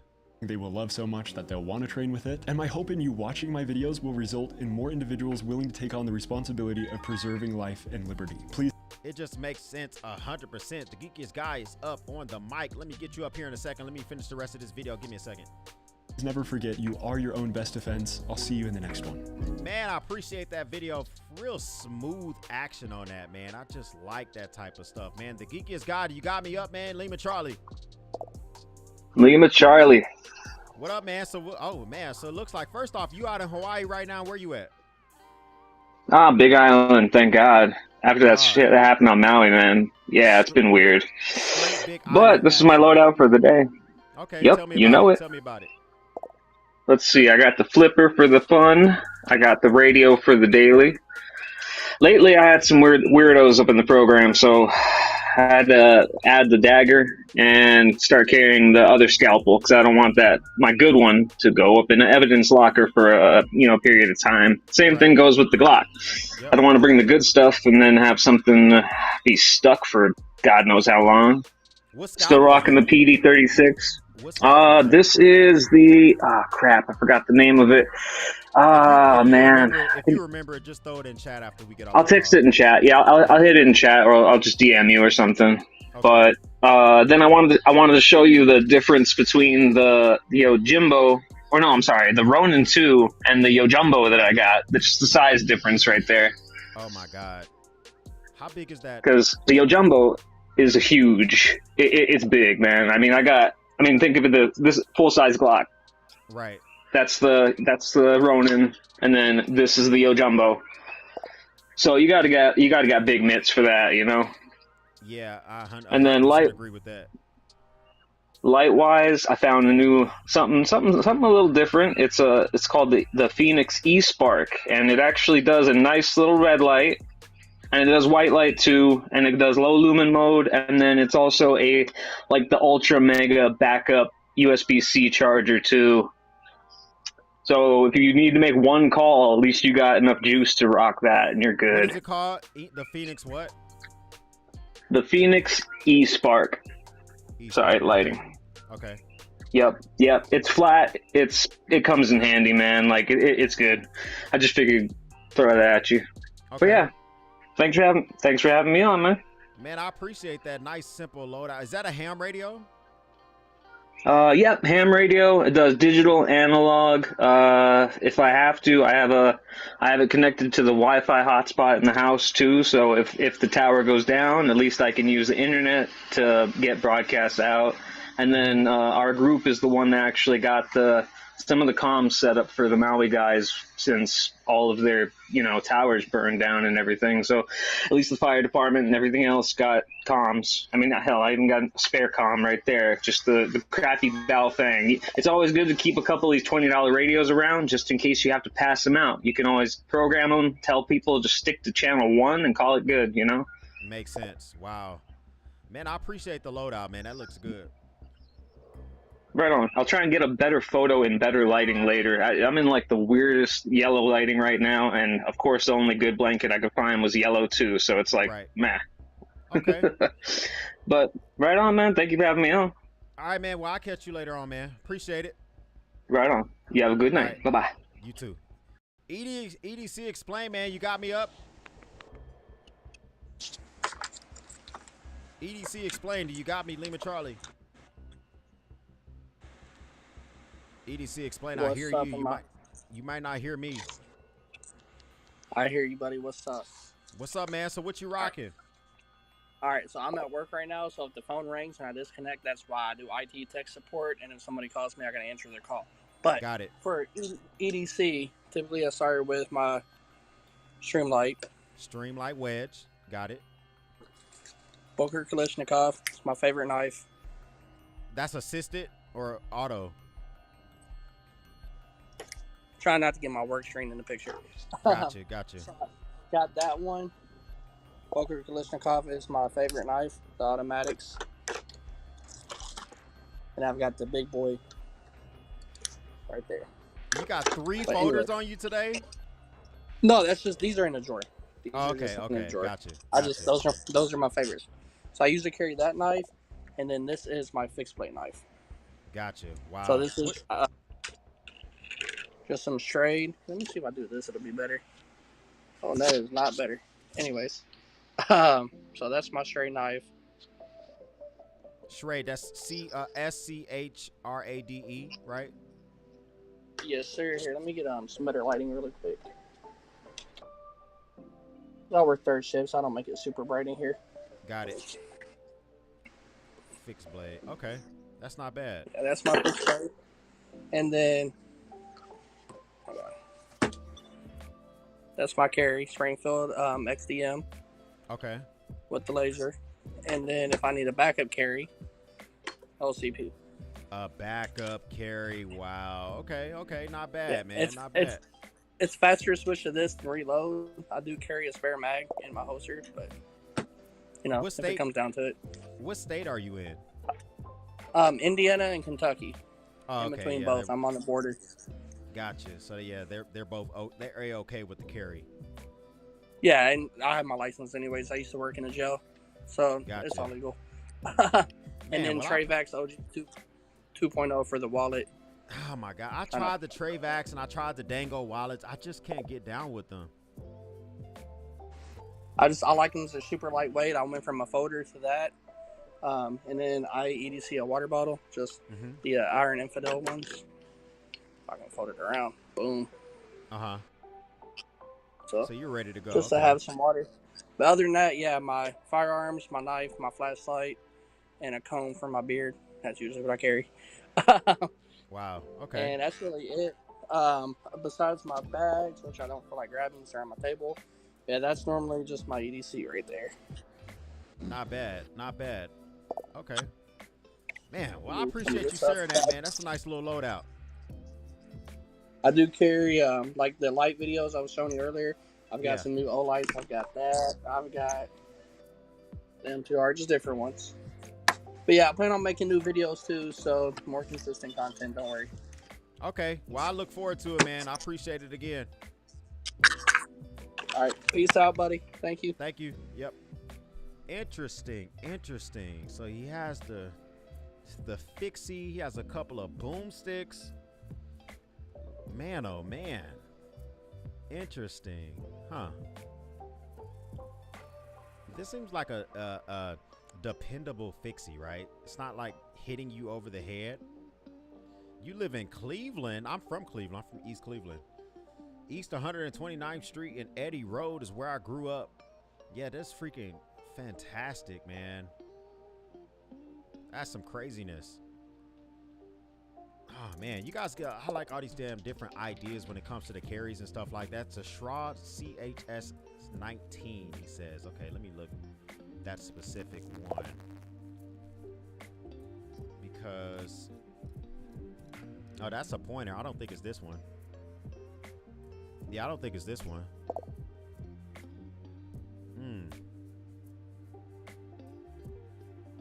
It's a boot knife. Now this is House of Blades. No, I don't think that's what it was, but it's still a nice little something to have on you all ready to go, right? He says, I'm up late because the Browns ruined my night. I don't watch football, so I didn't even know they were playing. I haven't watched football in 6 years. Yeah, football took up too much of my time. And I was like rearranging my entire day to watch football, whether it was a Sunday, a Saturday, a Monday night, now Thursday nights, and some Saturday football. It's just too much. And so I found when I cut football out, my productivity shot through the roof, whether I'm making content or hanging out with my family or whatever. So I haven't watched football in 6 years. But, you know, every now and again I'll check stats or whatever. I'm just not really, I don't really check it out too often and all of that good stuff. Only the Browns can snatch, only the Browns can snatch defeat out of the jaws of victory. Sir, stop bullying me. X, what's your thoughts on Oprah and the Hawaii fires? I haven't seen a lot about it. Give me, what's the summation about it? I saw some like snippets about it, but I don't know a ton about it, right? Your family's from Akron. I don't know. Let me see if there's any questions I missed. I think that there's rich people just do weird shit, man. Most things that rich people do are all for themselves, whether it's for attention or to make more money. It's normally just you know what I'm saying, for themselves. So Texas got them out of nowhere. So the weather in Texas is so damn fickle. It's not even funny. Not even funny. Let's see. Mossberg 5. I like the Mossberg 500A for home defense. I like something that's not entirely too big. So like if you're talking about like straight up home defense, I like the Mossberg 500A. But it's really up to you. So let me see if I can show you something that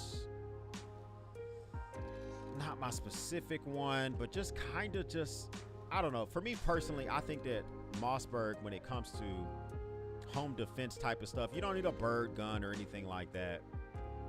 But just something with a shorter barrel that's still legal to carry inside your house just makes a lot of sense. So I do have a turkey and dove gun, but for home defense, I like my 500. But with the shorter barrel, I think it's the 500A if I'm not mistaken. But don't quote me on that.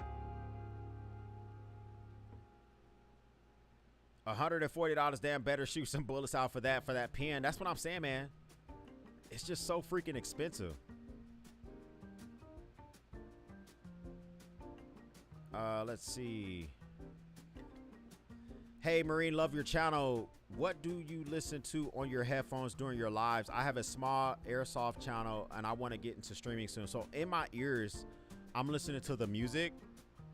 I'm also listening to, like, if I watch a YouTube video and like if someone comes up on an interview, if someone calls in, I'm listening to them through my headphones as well. And so that way I can turn them down or turn them up. Like I think when Geekiest guy called, he was kind of loud. He was loud in my headphones, so I could turn him down.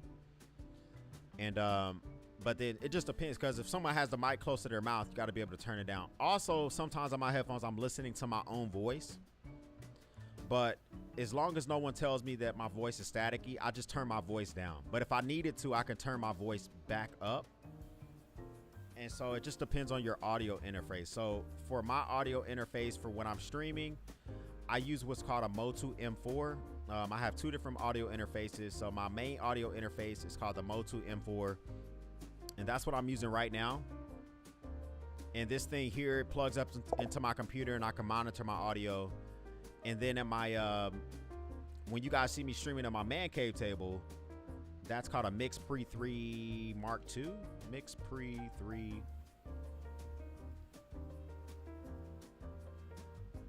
Where is that at? Yeah, so whenever you guys see me streaming at my man cave table, I'm using this audio interface. So it just really depends on where I am for which one I'm using. Let's see.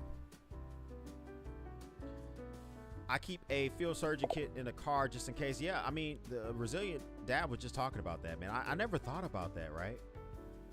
I do like the sunken chest wounds and Israeli bandages. I thought about that, but I've never thought about sewing some shit up. Maybe I'll think about that. The thing is, I don't know how to use them. So I don't know if I would want to carry those and not use it properly. That's something I would have to think about. The sound of that Mossberg racking, yes, 100%. I don't know who doesn't know the sound of any shotgun. Doesn't matter if it's a Mossberg, any other type of freaking shotgun. LLOD for your truck EDC. He has fantastic truck EDC. They're just some long videos. If I watch those on stream, I would have to make a dedicated, like that's what we're watching on stream, right? Because he makes some freaking long banger of videos. So he's not playing around. I think last time I checked, I haven't watched his videos in a while. Let me see. Last line of defense. I really haven't watched. I'm not even.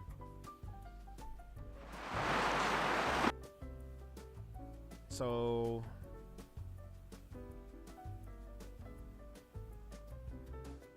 I thought he did a new video on the new Tanu cover that Diamondback just came out with, and I was gonna watch that video. He has a lot of content. It's just his videos are kind of long, so I need to be able to set aside time to watch his videos. Here it is right here. Hey guys, how's it going? So full disclosure, Diamondback gave me a discount on my cover, but they didn't give it to me for free. He's an ambassador for Diamondback, so I think that he gets all his covers for free. Hope you've been well. I do. I hope you've been well. So the switchback looks interesting. Damage this texture, actually. The bed lining of my Tundra I've damaged in quite a few places. Sorry, it's messy in there like it usually is. But the Diamondback actually never have, so it's super durable. Yeah, my Diamondback has a lot of damage on it. I need to do I definitely need to do a 2 year later video on my Diamondback cover because I've damaged mine. I do really like the cleats. On the Tacoma I tried with no cleats. I prefer the cleats. So if you like the look of no cleats and you don't need them, then cool. But I think that no, cleats come in handy. If you get this cover, get the fucking cleats. They look kind of cool, but they add a ton of functionality, just as handles when you're climbing up onto, you know, here. Use this as a hand. I don't know if I want to see. Okay, let me look at the switchback real quick. Because the main. No, that would never work. I like the fact that it folds backwards, but that can't work for me. I need the cleats. I need the cleats. Front panel's a little bit bigger than the other two. it from the top. Theoretically though, this is even a little more thief resistant since there's no way to... For absolute maximum security, you can back up to a wall or something where a tailgate can't be physically open. Then your entire bed will be totally inaccessible. I don't agree with that 100%. Diamondback covers are hard to break into. They are. They can take a sledgehammer, but I'm telling you, a thief will be a thief. Somebody wants to get up there and do some stupid shit with a jack or a freaking a breaching kit. They're gonna get into your shit. I have a oh my god, who makes that shit? It's a Stanley breaching kit. It's incredibly strong. And the thing about it is, my Fat Max breaching kit, I have like 2 of these things. It's a FUBAR. This thing is strong as shit. It just takes a while. You're gonna have to use it for a while, but these Stanley Fat Max FUBARs and their breaching kits are incredibly strong. There's some people, if they want to be some freaking knuckleheads, they can get into your shit. All it takes is somebody with a breaching kit. This is the exact one that I have. And, you know, with a lot of time on their hands, and they can possibly get into your stuff. So something to think about. To access your bed anymore except through your, you know, hopefully lockable tailgate. But it does make for a really sleek look. I like the one that I have more. This came out and I wanted to get it because it folds up so easily, but I don't know if I like it. So another super heavy duty, very secure, made in the US option of tonneau covers if you're more about that tri-fold life.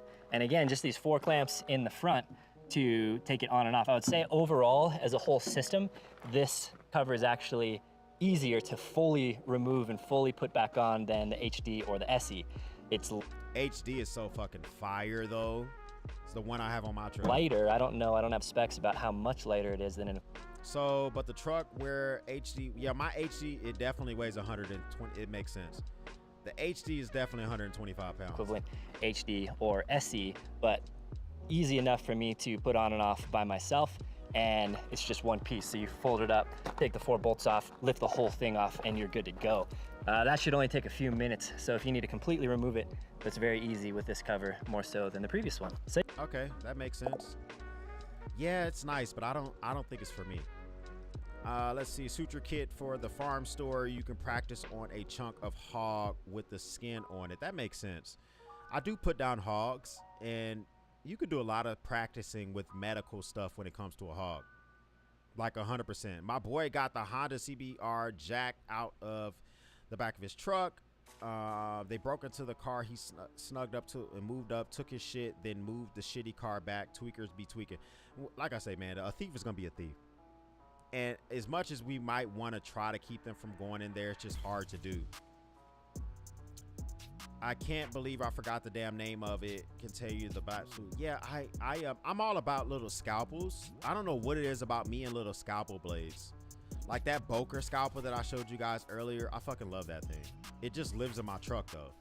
I tried to carry it in my pocket and not so much. But when it comes to this little thing here, this is what Geekiest Guy was just rocking. Let me see. I like it in black. Oh yeah, that shit is fucking $150. Geekiest Guy. Good God, that's a lot of money. What is it made of? So it is made, it just says stainless steel handle. The blade material is a Bowler 96. I don't know if it's 690 is a good steel or not. I don't fucking know. Yeah, it's $150 no matter what color you get. Man, oh man. I keep this one in the Vertex. Okay. It's just something about that Boker. I mean, this shit is nice, but 150. It's just something about that Boker, man. That Boker's freaking $42. And it just gets the goddamn job done. And it's kind of like, you know, do I want to 30? Did y'all just buy this shit up? It's sold out now. $36 at Blade HQ. I think you can get it on Knife Center as well. But I'm a big fan of it. You can't. The one that you have looks like it's better for self-defense. But if you just want some shit to be able to keep in your vehicle, doesn't cost you a ton. Yeah. The sock dagger. Yeah, that Benchmade sock P dagger is cool and all, but the shape of it is I have it. I don't carry it as often as I thought I would because of the shape. And so it's kind of like, why do I have this thing? Maybe I should sell it. So there's a sock folder, and then I don't have the mini sock P, I have the regular size, and I don't carry it as much as I thought I would. I really don't carry this thing as much as I thought I would. Let me see if they got any sales now that I'm on this goddamn website. Let's see. Let me log in real quick. See if they got anything that's drawing my attention. So the Benchmade Bailout Limited Edition. They always have some fantastic prices on. Anybody fuck with Bear & Sons? They always have some like fantastic prices on the damn base website when it comes to these damn knives. The Hogue Deca for the Tactical Bros. Let me see. Let me feature this from. Do they have anything on sale? So the Bear & Sons. I guess Bear & Sons is having a wholesale altogether. Then they got the Night Eyes Doohickey, which I like that thing. And they have, man, Bear & Sons is freaking blowing their shit out, are they not? Goddamn. Yeah, that's not bad. Not bad. Bear & Sons stainless steel executive liner lock. I don't know. Bear & Sons reminds me of a gas station knife. Like, I don't know a lot about them, but every time I hear about it, it feels like a gas station knife. I'm probably wrong, but it just feels like some shit. I can walk into 7-Eleven, give me a Slurpee and a Bear & Son, and I'm out the door. Right? I have the full-size sock P, and my wife carries a mini sock P when she's out and about. Yeah, I like the sheath. It's just something about having it in your pocket. It's weird. It's weird. Let me see what other things they've added in here. So they have the Drunken for $560, the Subvert. I have this Boker M4. I like that knife, $400. And sometimes I just like to see what type of shit that they're pricing out on the base website, because a lot of times they have a lot of interesting shit. The new items they have, this is new to the site because this shit is not new knives. The Immunity is new-ish. It's been out for like 3 months, maybe 4 months, probably longer. Shit, I probably got my dates all wrong. Not bad. Not bad at all. Guys, I appreciate y'all once again stopping by for another live stream. This is kind of just the after, you know what I'm saying? The after Mantuary podcast. Now I gotta edit that shit. It's freaking almost 02 in the morning. It's gonna take me like an hour to edit this shit. So I guess I should wrap this shit up now, right? Because I would like to go freaking rub on Mrs. X backside if I can make that happen as well. Wish me luck with that. Say attaboy in the chat if you think I'm gonna make that happen. And I appreciate y'all once again for stopping by for another live stream. Hit that freaking subscribe button. If you're not subscribed, get subscribed, man. We got more content coming your way. Once again, I will speak to you guys soon.